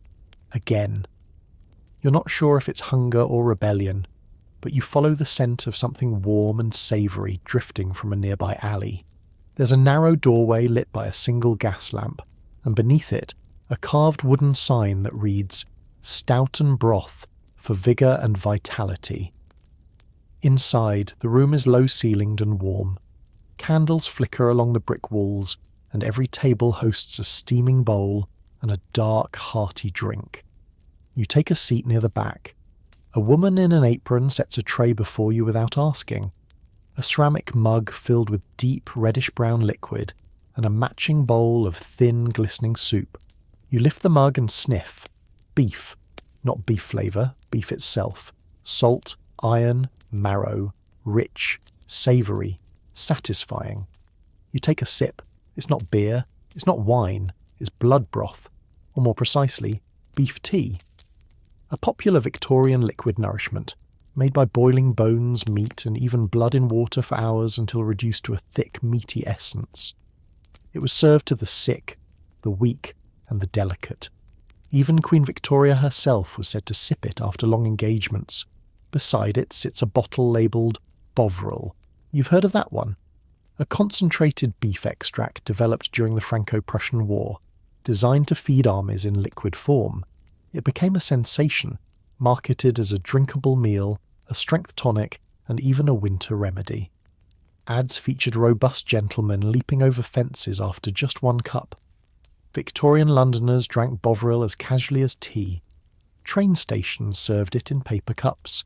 Doctors prescribed it to invalids. Mothers spooned it into toddlers with the flu. It was warm, comforting, and, compared to chalk or arsenic, practically wholesome. You sip again. It's thick, salty, deeply savoury. Your stomach, after days of questionable liquids, relaxes for the first time. The man next to you raises his mug in salute. Beats milk, he says. You can't disagree. But as you drink, you begin to hear stories. The table beside you discusses a new trend. Raw blood mixed with broth, given to anemic women or men recovering from injury. Straight from the slaughterhouse, one says proudly. 2 hours old at most. You pause mid-sip. While Bovril was shelf-stable and safe, the raw blood trend, often called blood wine or vital broth, was less so. It was pushed by some fringe practitioners as a miracle cure for weakness, especially for women with thin blood or wandering womb. One woman claimed she drank it every morning during her 3rd pregnancy. Kept me upright through winter, she says. Didn't faint once. Another man says he saw a butcher's boy nearly choke on a cup. Too fresh, he mutters. Didn't let it rest. Some apothecaries even bottled animal blood tonics, mixing them with clove, vinegar and red wine to hide the taste and smell. The line between food and medicine, between nourishment and experimentation, was never very clear in the Victorian world. You finish your Bovril. The warmth sits well. The broth is gone too. You stand to leave and nod your thanks. The woman in the apron hands you a wrapped bun. Beef dripping, she says. On the house. You take it with a grateful smile and step into the cold once more, the beefy comfort clinging to your ribs. For once, a bizarre drink has left you feeling stronger, not stranger. But this was just a pause in the madness. You can sense it. Something stranger still is waiting just ahead. By the next morning, your body feels steadier. The warmth of Bovril still hums quietly in your chest, like embers beneath ash. You feel ready, if not eager, to face what other drinks the Victorians might have dared to pour down their throats. You find yourself back in central London, where the fog has begun to lift, revealing chimneys and church spires silhouetted against a pale sky. You turn down a side street off Clerkenwell Road and spot a sign swaying in the breeze. Professor Arkwright's Medicinal Syrups and Curative Concoctions, Estom, 1852. The storefront looks respectable. Gold lettering on the window, shelves lined with dark bottles and gleaming apothecary scales. It feels safe. You step inside. The man behind the counter wears a white lab coat and round spectacles. He looks like he's always halfway through a lecture. Looking for relief? He asks before you've said a word. Perhaps, you reply, something gentle. He nods, already reaching beneath the counter. I have just the thing. He sets down a glass bottle thick with syrup the colour of dark treacle. The label reads, Elixir number 12 for chest, cough and cramp. Underneath, in smaller print, contains lime water, wood tar, ammonia and soap. You stare. He notices and waves his hand dismissively. Quite safe in small amounts. Just 1 spoonful after meals, or before bed, or during breakfast, depending on your temperament. You hesitate. Soap? Oh yes, he says. Saponified olive extract, technically. Excellent for the digestion. Cuts mucus like a dream. Before you can respond, he uncorks the bottle and pours you a spoonful. It glistens darkly, with a thick molasses-like texture, and a smell like smoky licorice and cleaning fluid. You close your eyes and sip. It hits you in layers, sweet, sharp, bitter, then chemical. The soap doesn't taste like dishwater, it tastes like you're drinking a bar of tar-polished furniture. You manage not to cough. The professor nods, pleased. You're the first today not to sputter. Welcome to the world of tar syrups and industrial-inspired tonics, one of the more bizarre detours in Victorian medicine. You learn that pine tar, creosote, and even carbolic acid were common additives in Victorian syrups. Why? Because they were believed to soothe the lungs. And to be fair, some early observations did suggest these harsh compounds could dull the reflex to cough. But this came at a cost. These substances were also used to preserve railway ties and clean surgical tools, and yes, some people willingly drank them. In fact, several best-selling Victorian syrups included coal tar derivatives, thinned with lime water and sweetened with blackstrap molasses. A few even threw in powdered soap, under the belief that it encouraged internal cleanliness. You're still processing this when the professor reaches for another bottle. This one's milder, he says, pouring a second sample. Our syrup of chlorinated lime. You draw the line. Chlorinated lime, also known as bleaching powder, was sometimes added in home remedies to cleanse the system. It was meant for laundry, not livers. The professor seems unfazed. A pity. It's quite invigorating. You ask who buys these syrups. Ladies, he says, and soldiers. People with lingering coughs. Those prone to melancholy. Sometimes nannies purchase it by the dozen. Cuts through the fog. You set the empty spoon down carefully. The syrup is still coating your throat, clinging like treacle mixed with ash. But you have to admit, your airways feel unusually clear. Your mouth, however, tastes like you lick the inside of a chimney. As you step back out into the street, the morning fog feels cleaner. Or maybe your taste buds have just surrendered. You've tasted sweetness, sourness, bitterness, salt, and now something that defies classification. And this industrial-style elixir is just one entry in the long Victorian catalogue of curiously chemical drinks. You make your way along the Thames, hoping the crisp morning air will scrub the memory of pine tar and soap syrup from your tongue. Barges float quietly past, their hulls slick with mist. Seagulls cry overhead. The industrial stink of the docks is strong today.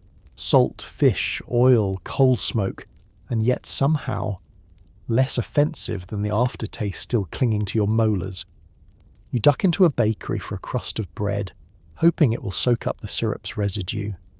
The baker eyes you curiously as you chew without enthusiasm. You leave with a muttered thanks and a new determination. No more chemical drinks, just for today. But you don't get far. Outside, a cluster of children are gathered around a crate stacked with glass bottles. A wiry man with a crooked hat is handing them out like sweets. He's not shouting, not advertising, just whispering, and that makes it worse. You move closer. The children each clutch a bottle of something dark and bubbling. They drink it in greedy gulps, then grin wide. Black teeth, sticky lips, laughter tinged with something slightly wild. The man sees you. Care for one? He asks, holding up a squat glass bottle labelled in swooping cursive. Fizzy Vigor Syrup, with soda ash and bicarbonate delight. You raise an eyebrow. What's it for? He grins. For excitement, for lightness, for the bubbles. You glance at the children, who are now chasing each other in tight circles like overwound clockwork toys. You take a bottle. It hisses faintly when you pop the cork. You sip. It's shockingly sweet, almost alarmingly so. Like molasses, mint, chalk and lemon all jostling for dominance. And the fizziness hits your tongue like tiny explosions. It's not awful. It's aggressive. You've just met the Victorian obsession with soda tonics, a precursor to modern soft drinks, but with ingredients that would make your modern pharmacist faint. Soda ash, or sodium carbonate, was often added to make drinks bubble. It wasn't particularly dangerous in small amounts, but drink too much, and you'd find your stomach staging a revolt.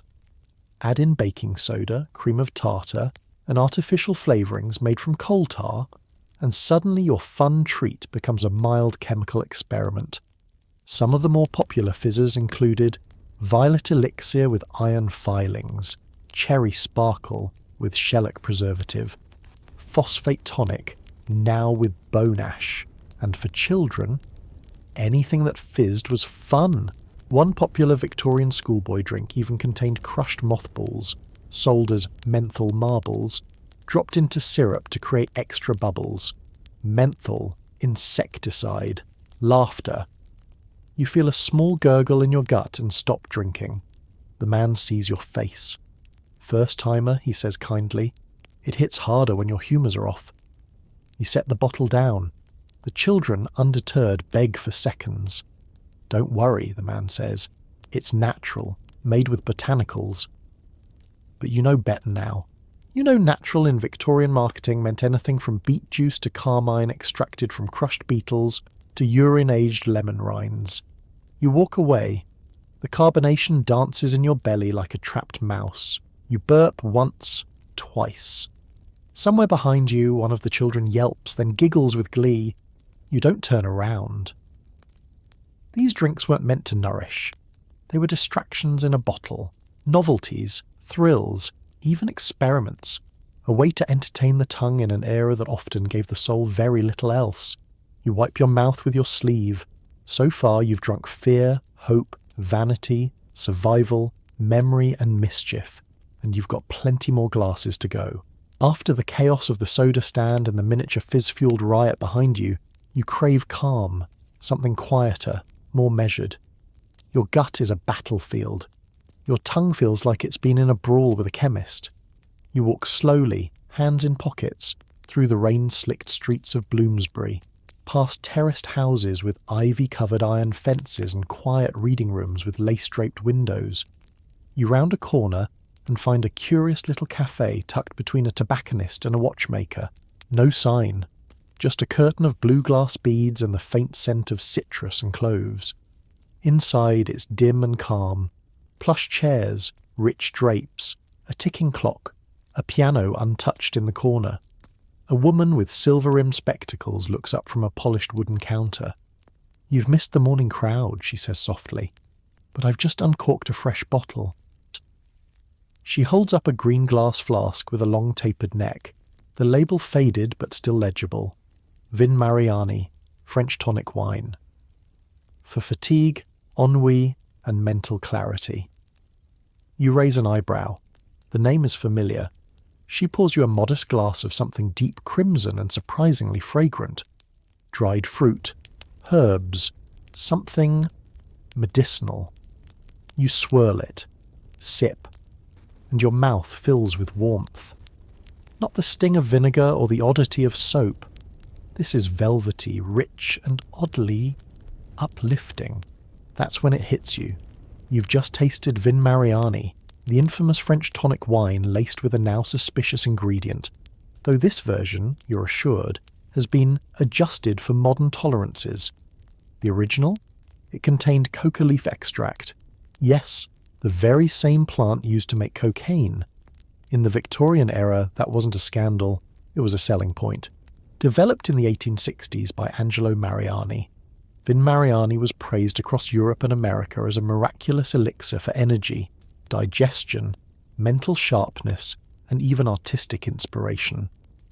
Popes, scientists, opera singers, and statesmen all gave it glowing testimonials. Queen Victoria reportedly kept a bottle in her chambers. Even Thomas Edison was a fan. Coca wine became a cultural phenomenon, and not just in France. British apothecaries sold imported bottles by the case, and competitors sprang up instantly with their own spin-offs. Coca Claret, Invigora Vin de Feuille, Phospho Coca Fortifier. Each promised to lift the spirit, strengthen the body, and extend the creative mind. And it worked, until it didn't. You sip again, feeling the ghost of that old promise. You've been assured this version contains no active stimulant, but the recipe is still based on the original blend of wine, cola nut, and coca leaves, with the latter carefully washed to remove the more controversial effects. But in the 1880s and 1890s, few cared. There was no stigma, no regulation. To the Victorians, coca was a marvel of nature, not a menace. A wine that soothed, stimulated, and civilized. Who would question that? It was often given to the overworked, to melancholic housewives, to artists seeking a muse, even to soldiers needing to stay awake through pain and cold. One pamphlet boasted, 4 hours sleep in a bottle, without dream or dread. You glance at the remaining wine in your glass. To modern minds, this might seem reckless, but to a Victorian, it was progress. In a world still fumbling its way through medicine, sanitation, and emotion, coca wine wasn't danger, it was deliverance. You set the glass down. The warmth lingers. Outside, the street is damp and still. Inside, you feel strangely focused, and you begin to understand how one glass became a daily ritual for so many. You cradle the glass a moment longer, watching the dark red liquid catch the lamplight. Even knowing this version has been tamed, no active coca alkaloids, no rush or euphoria, it still feels like you're drinking a ghost, a relic of a time when stimulation was a tonic, not a threat. The woman behind the counter wipes down the polished bar. You'd be amazed how many ask if we still sell the original formula, she says quietly. Writers mostly. You chuckle, then pause. Did they really feel it? The clarity? She smiles, but her eyes don't. They thought they did. You glance toward the dusty shelf behind her, where bottles of old formulas line up like forgotten soldiers. Coca phosphate elixir, cola nerve syrup, French vital wine with erythroxylum extract. Each label a whisper of Victorian dreams, bottled energy, bottled escape, bottled productivity. Because that was the allure, wasn't it? The promise of effortless output. Vin Mariani and its many cousins weren't just about feeling better. They were about doing more, staying up longer, reading harder, working through grief, fatigue, or artistic drought. Pain became a footnote, sleep became optional, and for a while it worked, until it didn't. You remember reading a newspaper clipping once, an obituary for a promising young poet who reportedly consumed 4 glasses daily of a coca-fortified tonic. He stopped sleeping, he stopped eating, then he simply stopped. But the bottles kept selling. You sip the last of your glass, and the warmth trails down your throat like velvet. The wine is soft, almost comforting, a shadow of its former self, but it's enough to make you imagine what it must have felt like to drink the original and feel invincible, and then crash. The cafe's other guest, a pale man with ink-stained fingers, finally speaks. My grandfather swore by it, he says. Wrote 3 novels in 2 years. He pauses. Died at 44. The silence that follows isn't uncomfortable. It's honest. Because here, among faded labels and softened recipes, the room holds no illusion. The Victorian pursuit of vigour, of mind-sharpening, heart-racing genius, was a gamble. For some it brought brilliance, for others, ruin. You stand to leave. The woman offers you the rest of the bottle. It won't hurt, she says. Not anymore. You shake your head. Better not to chase the feeling. Outside, the rain has returned. Fine mist clings to the stones. You walk, hands in pockets, thinking not just about what the Victorians drank, but why. So much of it was driven by exhaustion, not just physical, but spiritual. They were tired of waiting for doctors, for cures, for peace, so they drank, to stay awake, to create, to forget. And in their most ambitious moment, they bottled ambition itself. Even if it came with a cost, you keep walking. Behind you, the cafe door closes with a soft chime. Another strange drink tasted, another Victorian illusion uncorked, and the next one may be stranger still. It's raining harder now, the kind of slow, soaking drizzle that seeps into your collar and makes cobblestones glisten like fish scales. You duck beneath the awning of a chemist's shop, a narrow, candlelit storefront with shelves so tall they require a ladder. The air inside is thick with liniment, beeswax, and something unmistakably sharp, like vinegar left in a copper pan. The chemist, a man with impressively bushy eyebrows and an expression like he's always mid-sigh, greets you with a nod. He gestures toward a display cabinet featuring a neat row of bottles with elegant labels. You spot one that catches your eye immediately. Dr. Blake's Cordial Chlorodyne, for coughs, nerves, and night terrors. You freeze. You've heard of chlorodyne, and once upon a time this would have been the moment in the story where you hesitantly take a sip and spiral into some narcotic haze. But not in this version of the tale. No opiates, no laudanum, no morphine. Instead, the chemist says, that one's been reformulated. Quite safe now. Nothing that'll put you in a dream you can't crawl out of. He picks up a smaller bottle and pours you a sample of something new. Lime cordial with shellac and salicylic preservative. Mild tonic use only. It's a bright green liquid glowing faintly like absinthe without the mystery. You sip it. Tangy. Sweet. Surprisingly refreshing. Then the aftertaste hits. It's chemical, almost plastic, and faintly resinous, like drinking lemonade through a layer of dried glue. You cough lightly. What is that? Shellac, the chemist says calmly, in tiny amounts, stabilizes the flavour, keeps the cordial clear, common in confectionery coatings, and in floor polish, of course, but we use a gentler grade. You blink. Isn't shellac made from beetles? He smiles. Only the female carrier lacquer, harvested off trees in India. Perfectly natural. Of course it is. This was one of the lesser-known obsessions of Victorian drink culture. Preservation at all costs. The public was beginning to worry about spoilage, mould, cloudiness, fermentation gone wrong. So chemists and drink makers turned to science, and science gave them shellac. It wasn't the only thing floating in their cordials. You learn that salicylic acid, a precursor to aspirin, was also added, not for pain relief, but for keeping the syrup from fermenting too quickly. Unfortunately, in large doses, it could also cause stomach bleeding. Details.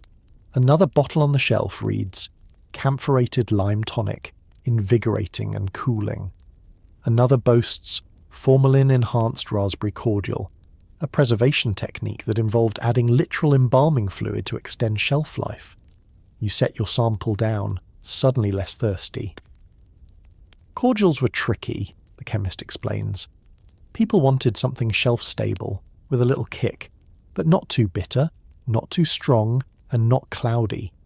So we filtered, fortified, and preserved. Even colour was adjusted. That bright green, often achieved using copper sulfate or chrome oxide green, both mildly toxic, but beautiful in a glass. You glance again at the bottle in front of you. The label now seems almost proud of its additives. For table use or medicinal application, may cloud slightly in damp weather. Everything about this drink is meant to appear perfect, crisp, clear, safe. But as you now know, clarity was often achieved with chemicals that had no business being anywhere near a dinner table. You thank the chemist and leave with a polite nod, your tongue still tingling from the shellac.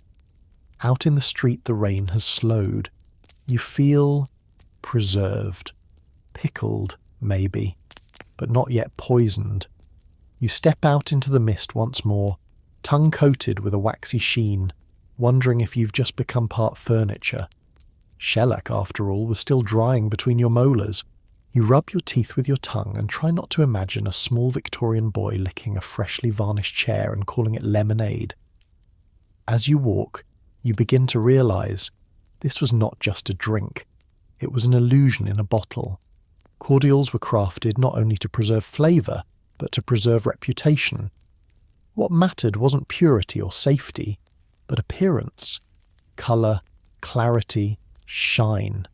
If it looked crisp, it must be clean. If it smelled like fruit, it must be healthy. And so, they drank. Even when the cordial shimmered with crushed beetles, even when it was pickled with salicylic acid, even when the preservatives were better suited to embalming tables than tea trays. You pass a grocer's cart offering free tastings.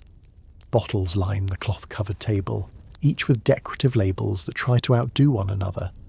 Victorian violet tonic, preserved with perfection. Sunshine syrup, never clouds. Rhubarb radiance, colour enhanced. The samples are already being poured into glass thimbles for passers-by. You try one, just one. The rhubarb cordial is gorgeous, pink, clear as crystal, with a light floral scent. It tastes delightful for half a second. Then comes the sting, the tongue-numbing bitterness, the faint sensation that someone just wiped your throat with rubbing alcohol. You set the glass down. The grocer, cheerful and oblivious, smiles. "We mix a little boric acid in the blend," he says. "Keeps the hue steady through shipping, and it won't cloud in damp air." You nod vaguely, stepping back. Boric acid, technically antibacterial, also technically toxic in large doses, and very much part of the Victorian preservation toolkit. It was found in tonics, jellies, soups, even milk. For some families it was as common as salt. Behind the cart another bottle sits in the shade. Clarifier's Reserve for the discerning gentleman. Triple filtered with bleached bone char. You stare. Bone char?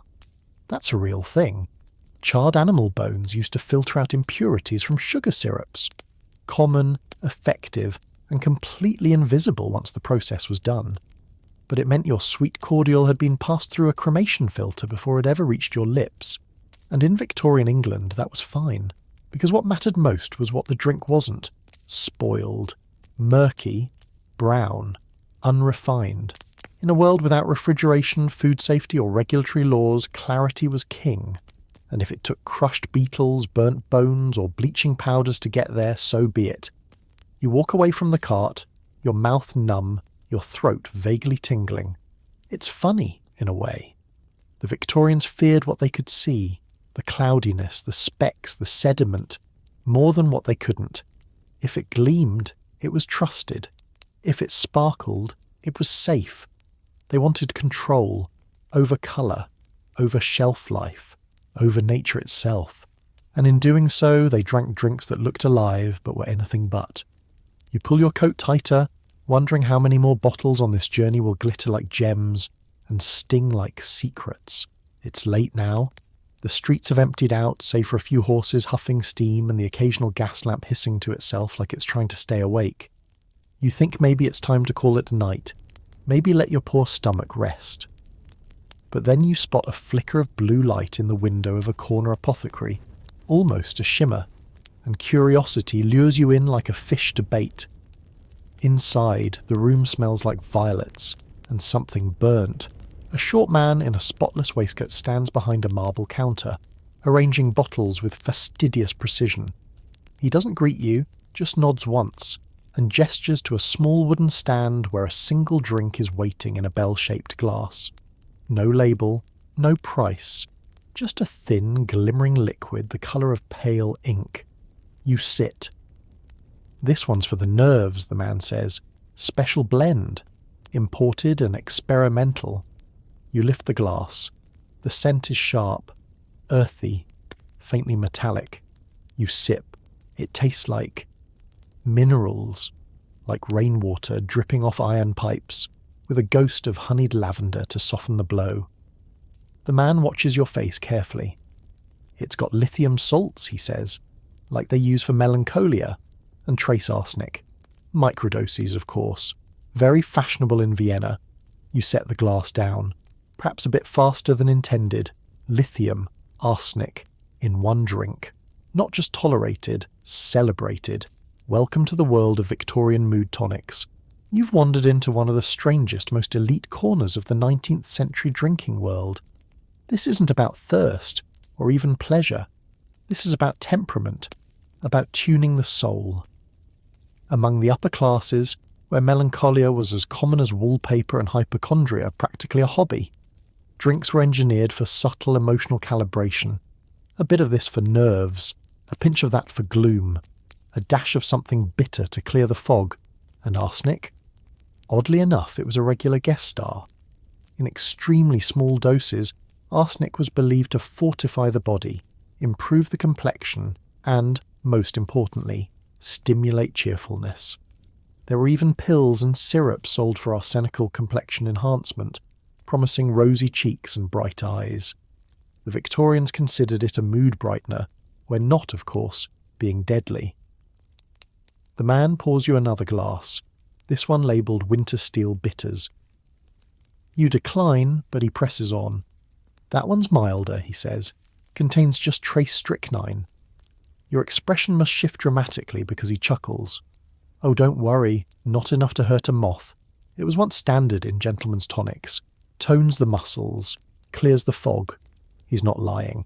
Strychnine, in minuscule doses, was included in many bitter tonics and aperitifs. It tightened the muscles, sharpened reflexes.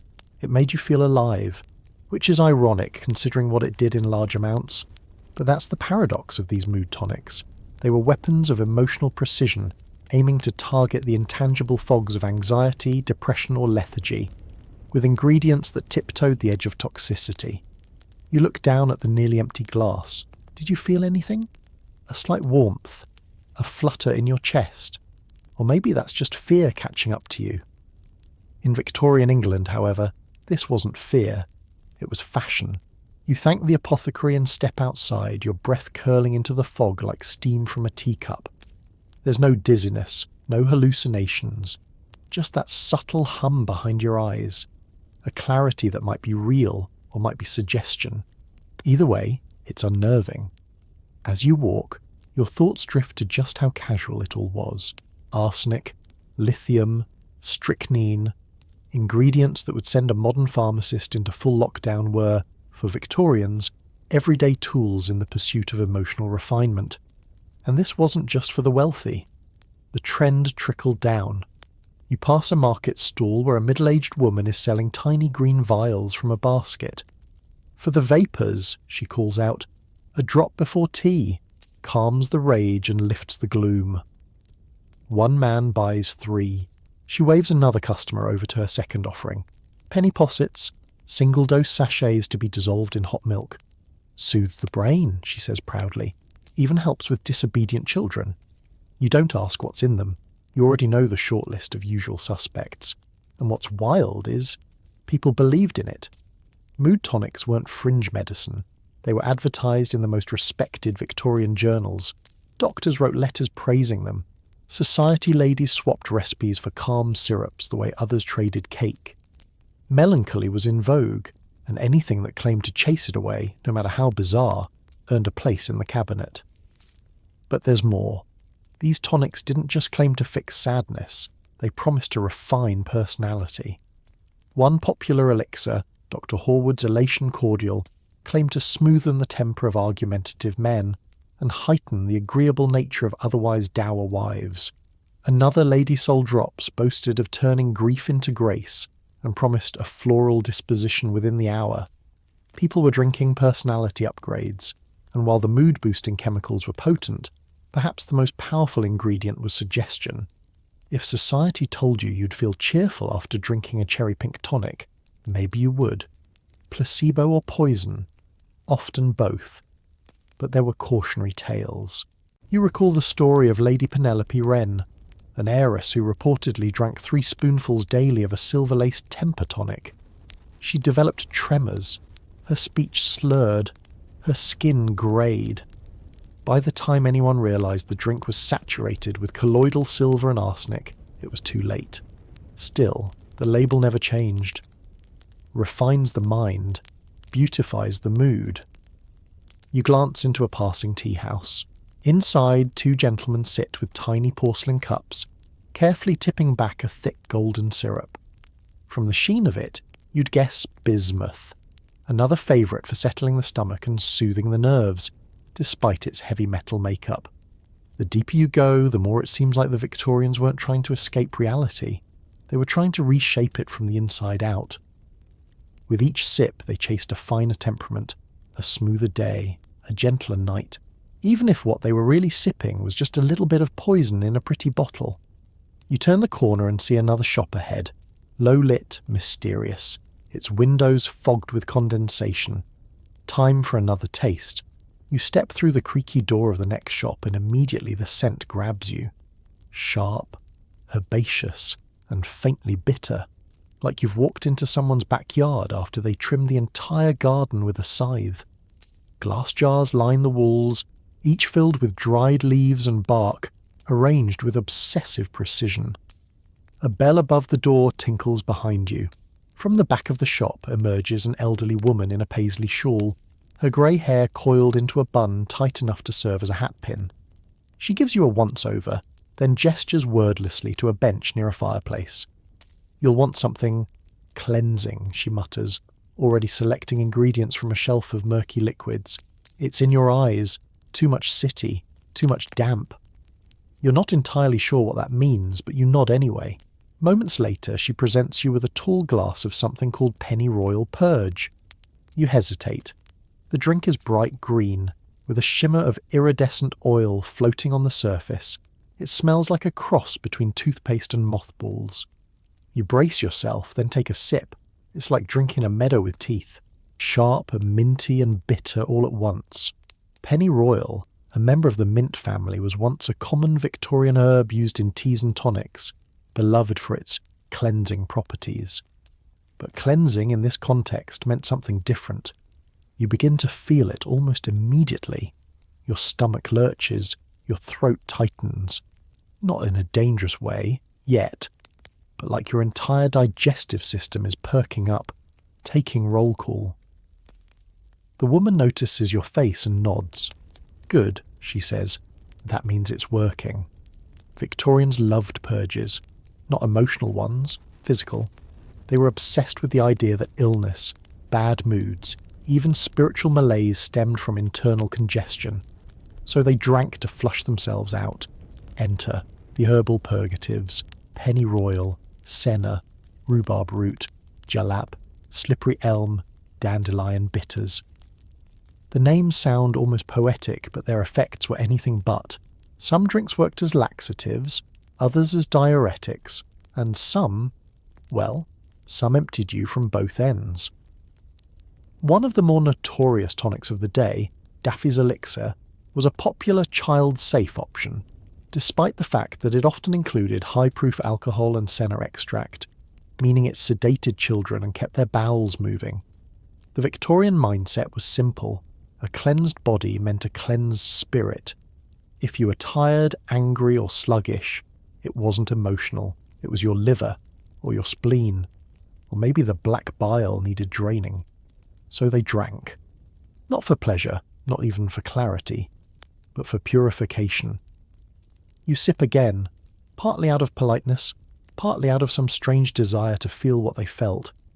There's something bracing about it, like being slapped gently from the inside. The woman hands you a candied violet to chase the bitterness. "I make a gentler one with parsley and juniper," she says, "but the pennyroyal's better if you're carrying regret." You raise an eyebrow, she shrugs, or gas.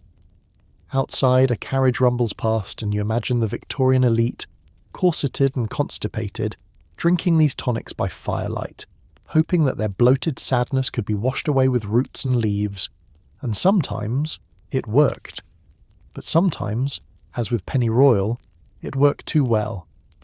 In large doses, the oil is toxic, damaging the liver and kidneys, though it was still sold as a ladies' tonic for decades. You set your glass down, feeling flushed and weirdly light. Cleanse complete. You step out into the cool air, grateful for the clarity, even if your gut is mildly suspicious of your choices. The shop fades behind you, swallowed by a haze of lamplight and chimney smoke. But your mind lingers, not on the drink itself, but the belief behind it. Because Victorians didn't just drink to heal. They drank to purge, to balance, to correct. Everything was about realignment. The liver was too hot, cool it with dandelion wine. The spleen too moist, dry it with wormwood bitters. The mind too foggy, drain the bile, flush the blood, sip some senna and pray. You turn down a quieter lane, where another sign swings above a door. The Green Cure, herbal infusions for the soul. You don't go in, but you peek through the glass. Inside, shelves bulge with bark tonics, root tinctures, and jars of dried flowers with names that sound like spells. Blessed Thistle, devil's claw, calamus root, horehound. In one corner, a small group sips from steaming mugs in reverent silence, as though waiting for visions. Their drinks are dark, sludgy, no sugar, no fizz, just pure herbal fury. These weren't fads, these were rituals. Even the poorest households kept bottles of bitters or blood purifiers on hand, not to enjoy, but to endure, to survive. And they believed in them because honestly, what else was there? Hospitals were terrifying, doctors were expensive, and diagnoses were vague at best. Nervous constitution, humoral imbalance, morbid retention. So instead they drank potions that promised to put things right, even if those potions tasted like boiled bark and regret. You think of elixir of senna, sold in both pharmacies and street stalls. It promised rapid relief of stubborn humours and was rumoured to act in under an hour. Mothers gave it to children, husbands gave it to wives, travellers packed it for long train rides, or wormwood cordial, beloved by boarding houses to expel internal wind and sorrow. And yes, some of these worked. Senna does flush the system. Dandelion supports digestion. Fennel relieves bloating. There was science hidden in the folklore, but the dosage, the frequency, the combinations, often unregulated, unmeasured, and wildly improvised. There's even a record of one gentleman combining turpentine drops with nettle wine, believing it would draw out bad spirits of the kidney. He was later found singing to his stove and hugging a jug of vinegar. Yet despite the risks, people drank because they needed control. In a world where germs were invisible and medicine was guesswork, a bitter tonic gave them something to hold on to, a punishment they could choose, a discomfort they could master. You reach into your coat and find a small bottle the old woman slipped into your pocket. The label reads, "The Honest Bitter, for when you know it's your fault." You smile. Victorian drinks weren't always pleasant or safe or even sane, but they were deeply human, flawed, hopeful, and strangely poetic.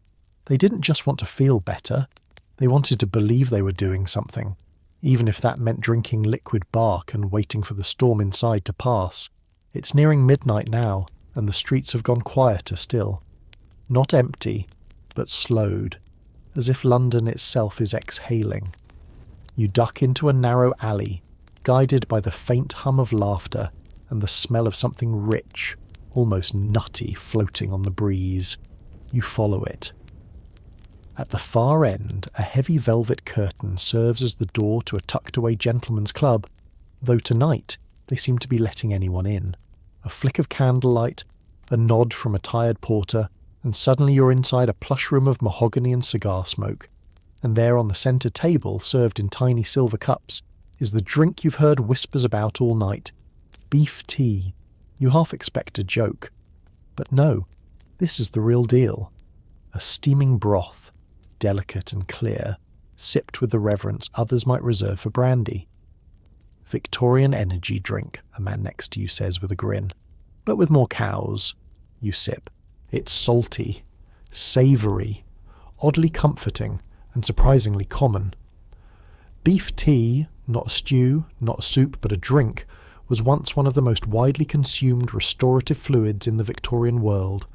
Sold in hospitals, railway stations, tea houses, even street stalls, it was hailed as the ideal nourishment for the sick, the exhausted, or the just plain overwhelmed. Because what could be more healing than essence of cow? The idea was simple. Take beef, boil it down slowly for hours with just water and a pinch of salt, extract the purest liquid possible, and serve it like a tonic. No vegetables, no starches, just distilled strength. Queen Victoria herself reportedly sipped it during bouts of fatigue, and it became a staple in asylums and sanatoriums offered to those too frail to chew. It wasn't just about taste, it was about moral symbolism. Beef was strength, vitality, empire, and drinking it meant absorbing those traits by osmosis. But let's be honest, it also meant drinking hot cow water. You glance around the room and spot a pair of scholars in waistcoats discussing politics between sips. Nearby, a young woman in a smart bonnet is pouring some into a flask labelled "for Papa after work," And then there's a sign by the serving tray: beef tea, clear of sin, rich in spirit. Because that's the thing. Victorians spiritualised nourishment. Clear broths were seen as pure, untainted by overindulgence or foreign seasoning. They were British to the bone, literally.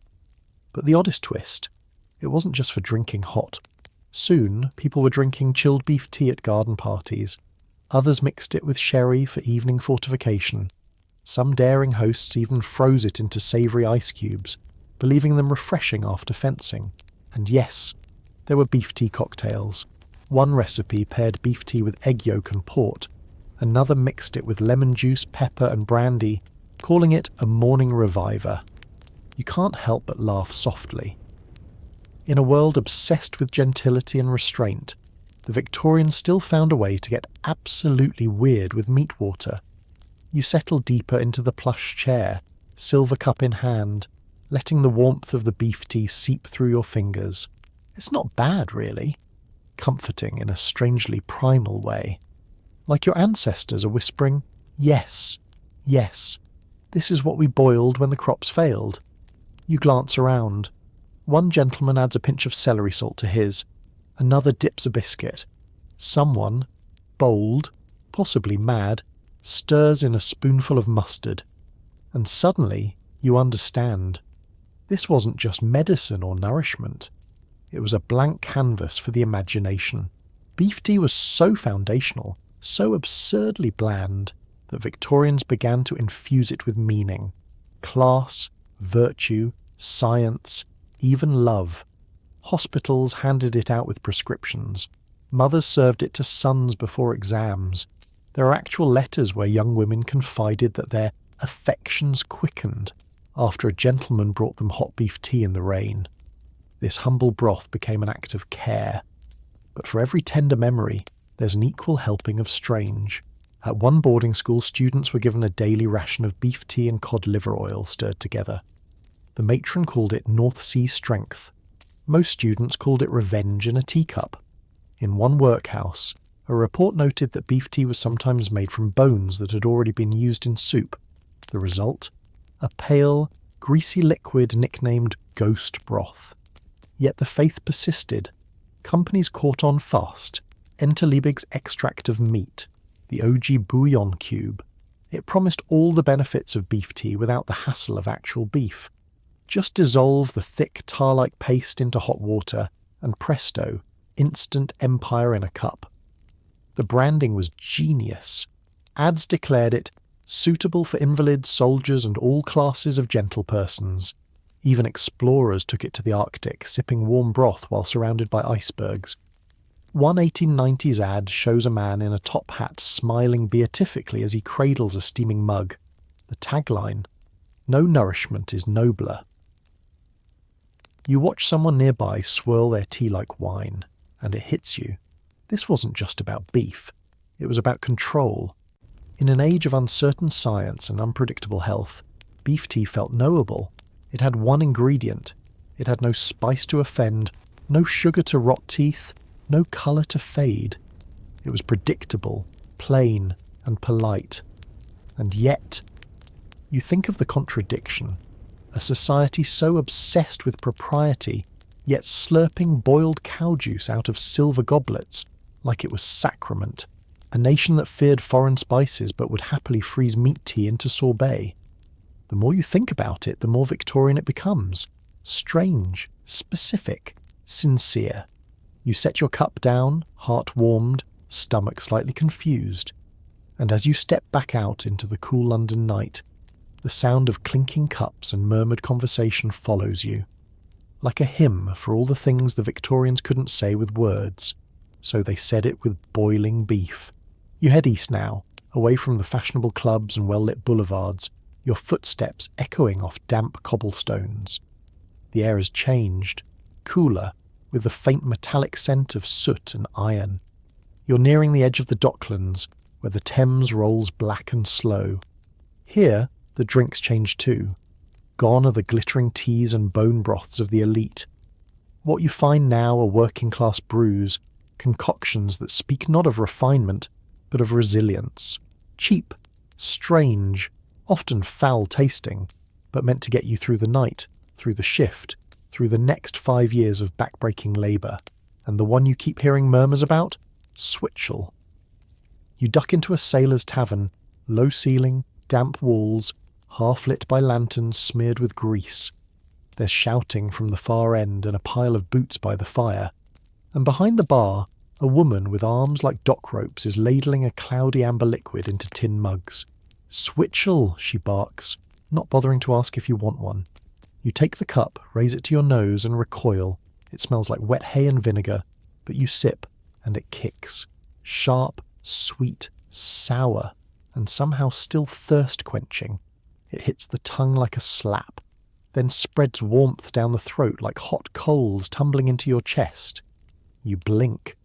It's like drinking pickled ginger water mixed with a dash of molasses and a slap from your grandfather. Switchel was the sports drink of the Victorian labourer, a blend of vinegar, water, ginger and sweetener. Molasses or honey, depending on what you could afford. Farmers drank it during haying season. Sailors sipped it under the sun. Factory workers downed it from flasks in their boots. Why? Because it worked. The vinegar replaced lost electrolytes. The ginger soothed the stomach. The sweetener provided a quick hit of energy. It wasn't elegant, but it kept people upright. You take another sip, the shock a little gentler this time. A man next to you chuckles. "First one always hurts," he says. "Second one starts to taste like survival." Switchel was never sold in apothecaries or praised by royalty, but it travelled across oceans, factories and generations. The drink became so embedded in industrial life that in some factories, bosses kept barrels of it on hand to prevent workers from fainting. And yes, Victorians being Victorians, they found ways to mess with it. Some added beer to the mix, others stirred in mustard seed or powdered iron filings, believing it would harden the constitution. One woman reportedly added crushed chalk for digestive lightness, though most chalk swallowers later regretted that particular decision. Still, Switchel remained a drink of the people, a weird, functional, borderline briny elixir that whispered, "You'll make it through the day." Probably. You finish your mug, and despite its strange taste, you feel a little steadier. The woman behind the bar slams another tin mug onto the counter and winks. "For the walk home," she says. You thank her, wrap your hands around the dented metal and carry it outside, steam rising like the ghost of gingerbread. It's funny, you never thought vinegar could be comforting, but now it feels grounding. Because Switchel wasn't just fuel, it was ritual. There's something sacred about a drink that isn't meant to impress, intoxicate, or even soothe. It's meant to function, to fortify, to remind your body that it still belongs to you, even when the world is trying to wear it out. And in that way, Switchel became something more than survival. It became solidarity. You pass a line of coal men warming their hands near a brazier. One holds a glass bottle filled with a murky brown Switchel, sipping between bites of bread. Another offers it to a friend who shakes his head and grumbles, "Not with me teeth still aching." There are no advertisements for Switchel, no poetry written about it, no porcelain teacups engraved in its honour, and yet it endured, quietly, faithfully, like an old pair of boots that still hold together after 20 winters.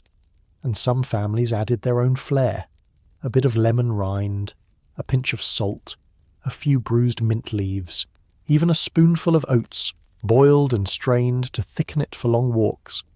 Each household had its own secret ratio, more vinegar for the brave, more ginger for the cautious. You imagine a mother standing in a narrow kitchen, tasting the batch and nodding slowly before handing it to her son headed off to shovel coal, or a dock worker's wife tucking a warm flask into a lunch pail beside crusty bread and pickled eggs. Switchel was cheap, but it was love, disguised as vinegar. Of course, not all variations were brilliant.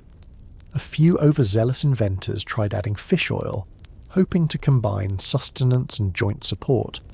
Others stirred in carbonated soda water, creating a Switchel that foamed like a witch's brew and tasted like spiced seawater. Still, no one called it trendy. No one asked for a recipe card. Because Switchel didn't belong to the fashionable. It belonged to the tired, the underslept, the overworked, the ones who didn't need a luxury, just a lift. And in that way, it might have been the most honest drink of the Victorian era. You stop on a corner and take one last sip. The ginger burns, the vinegar stings, the molasses clings to your teeth. But your feet feel firmer, your thoughts a little clearer, your breath less brittle in the cold. Maybe that's enough. A drink that doesn't promise everything, but gives just enough to get you through the next hour. Sometimes that's the most powerful promise of all. You're back in the city proper now, where the streets are cleaner, but the drinks, oddly enough, might be even stranger. You wander past a row of tidy shops. Their windows aglow with gaslight and layered with lettering so dense you'd think the glass itself was trying to sell you something. And then you spot it. A narrow apothecary nestled between a cobbler and a newspaper office. The windows are cluttered with tiny bottles, some clear, some cobalt blue, some amber, and each labelled with elegant gold script. But one label catches your eye. Distilled hay water for the nerves. You freeze. Hay? You push the door open. The shop bell tinkles, and inside the smell hits you. Something between dried grass, musty linen, and faint perfume. Behind the counter stands a pharmacist in round spectacles, polishing a long spoon and humming to himself. Something for restlessness, perhaps, he says, as if reading your face. You nod, and he pulls down a delicate bottle filled with a pale golden liquid. Hay water, he explains, distilled from the first cut of summer grass, calms the blood, clears the head. You blink. You've heard of herbal infusion, sure, but hay? Apparently yes. In Victorian England, some believed hay, especially freshly cut, sun-dried hay from clean meadows, contained calming volatile oils that could be extracted through distillation, just like rosewater or lavender. Doctors and herbalists alike recommended it to soothe the nerves, ease melancholy, and help with what they called hysterical fancies, a phrase that somehow manages to sound both charming and extremely judgmental. You're handed a thimble-sized glass. You sip. It tastes soft, almost like warm water that's been sitting too long in a basket of dried flowers. Earthy, sweet in a way that isn't sugary, just sunny. You imagine lying in a warm field after harvest, eyes closed, bees in the distance. And maybe that was the point. Because life in the Victorian city was loud, fast and filthy. So drinks like this weren't about medicine, they were about memory. A sip of distilled countryside, a pause button for the nervous system. Hay water became one of many so-called phantom tonics, drinks that didn't do much in a measurable way, but somehow made people feel better. Placebo? Possibly, but placebo with style. You hold the little glass in your palm a moment longer, letting the warmth of your skin meet the cool of the hay water. There's something oddly gentle about it. Not just the taste, but the entire experience. Like being told you don't need to rush, that your racing heart can take a break. The apothecary leans forward and whispers, "We get all sorts in here. Ladies with sleepless minds, bookkeepers with twitchy fingers, men who hear ticking even when the clocks have stopped. They come for this. Always this." And you realise, in a world of soot and sirens where train whistles screamed through dawn and factory bells tore apart the silence, something as simple as hay water felt like rebellion. A liquid reminder of silence, of breath. You look around the shop again.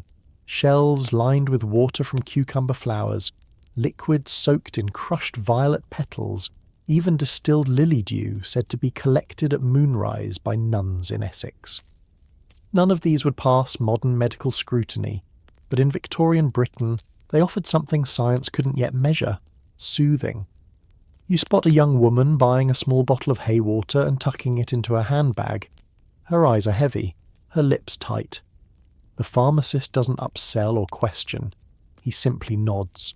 Because this is a shop that knows its customers are holding it together with ribbon and tea and prayer, and a sip of hay. Of course, not all hay water was lovely. Poorer versions were made by steeping dusty barn floor hay in boiling water, straining it through cheesecloth, and adding a dash of sugar to mask the murk. Some versions were blended with milk and called hay posset. a bedtime drink rumoured to induce vivid dreams, though more often it induced regret and indigestion. But for those who could afford the real thing, distilled, fragrant, hand-labelled in apothecaries like this, it was a tiny act of self-care before the term existed. A way to say, I am overwhelmed, I am tired, but I will sit still, just long enough to drink a bit of the field where I used to play. You thank the pharmacist and step outside, bottle warm in your coat pocket, the scent of grass and old wood trailing behind you. And as you walk back into the fog of the city, something about the quiet of that apothecary lingers. Not loud, not flashy, not addictive, just enough. You're nearing the end of your strange Victorian stroll, and your mind is swimming with the aftertaste of odd brews, haywater, beef tea, iron tonics, barley vinegar. But just as you think you've seen the last of these peculiar drinks, something flickers from the corner of your eye. A glowing sign outside a quiet hotel reads, "Nightcap available, porter and toast water." You stop. Toast. Water. Inside, a few late-night guests linger in armchairs near the fire, nursing mugs of what looks like cloudy tea. The waiter brings you a cup without asking, and when you peek inside, your brain takes a second to catch up. There's an actual chunk of toast floating in your drink. You gently stir it with a spoon, watching crumbs dissolve into the warm water like dust from an old library. And then you sip.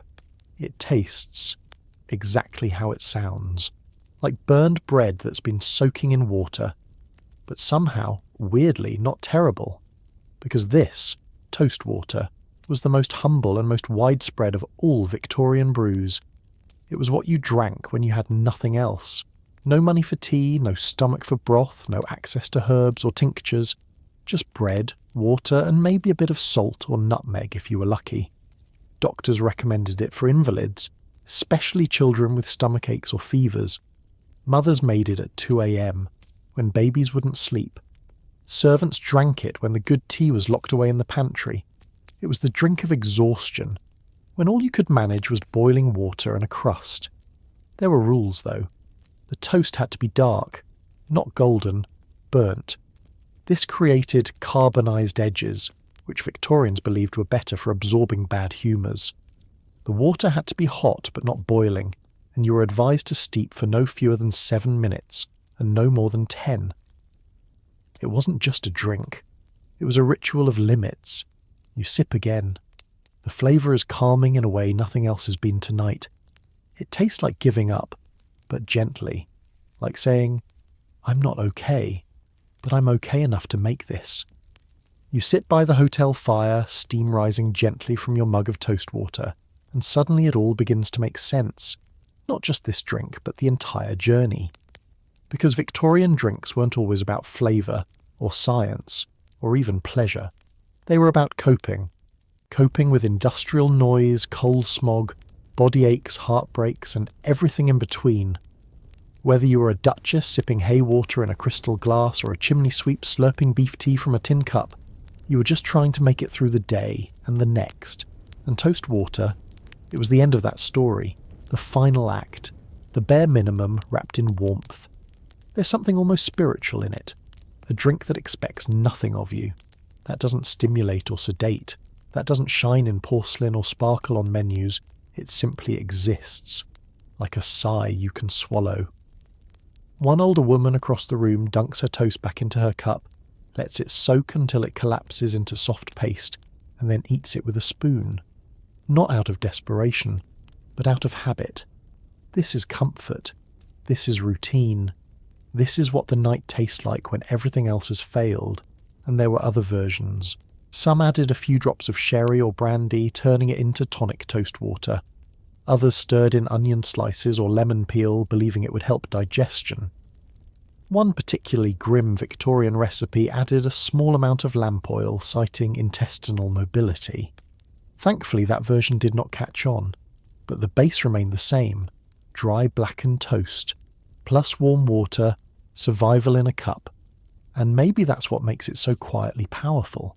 After all the elaborate concoctions, golden elixirs, flower distillates, powders from Peru, vinegar cocktails, blood-based broths, here, at the edge of night, is a drink that asks for only 2 things: something burned and something boiled. And what it gives back? Stillness. You sip the last of it, set the mug down and lean back into the armchair. Around you the fire crackles. A clock ticks.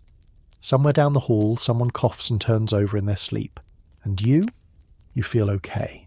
Not joyful, not energized, not cured, but steady, grounded. Because in the end, the strangest Victorian drink wasn't the one made from snails or soot or seawater. It was the one made from giving up, but still going. And now, you're ready to rest. So now, you've wandered the cobbled streets of Victorian England, tasting your way through a world that was at times bizarre, brave, and utterly baffling. You've sipped iron and vinegar, nibbled toast floating in water, and swallowed more boiled bone than you probably cared to. But despite the odd flavours and stranger logic, there was something deeply human in every cup. Something that whispered of exhaustion, of hope, of mothers trying to soothe sick children, of workers trying to make it through just one more shift, of grand ladies and soot-covered boys both lifting mugs to their lips and hoping, maybe, for a little peace. That's what lingers now. Not the sharpness of ginger vinegar or the earthy fog of haywater, but the quiet ritual of drinking, of pausing, of tending to the body with whatever was on hand, even if it was just burned bread and hot water. So as your eyes get heavier and your breath slows to a sleepy rhythm, let this be your own version of toast water, a moment of stillness, a soft place to land. You've wandered far enough for one night. Let the fire die down, let the echoes of clinking mugs fade into silence and drift, warm, curious, a little wiser, into sleep.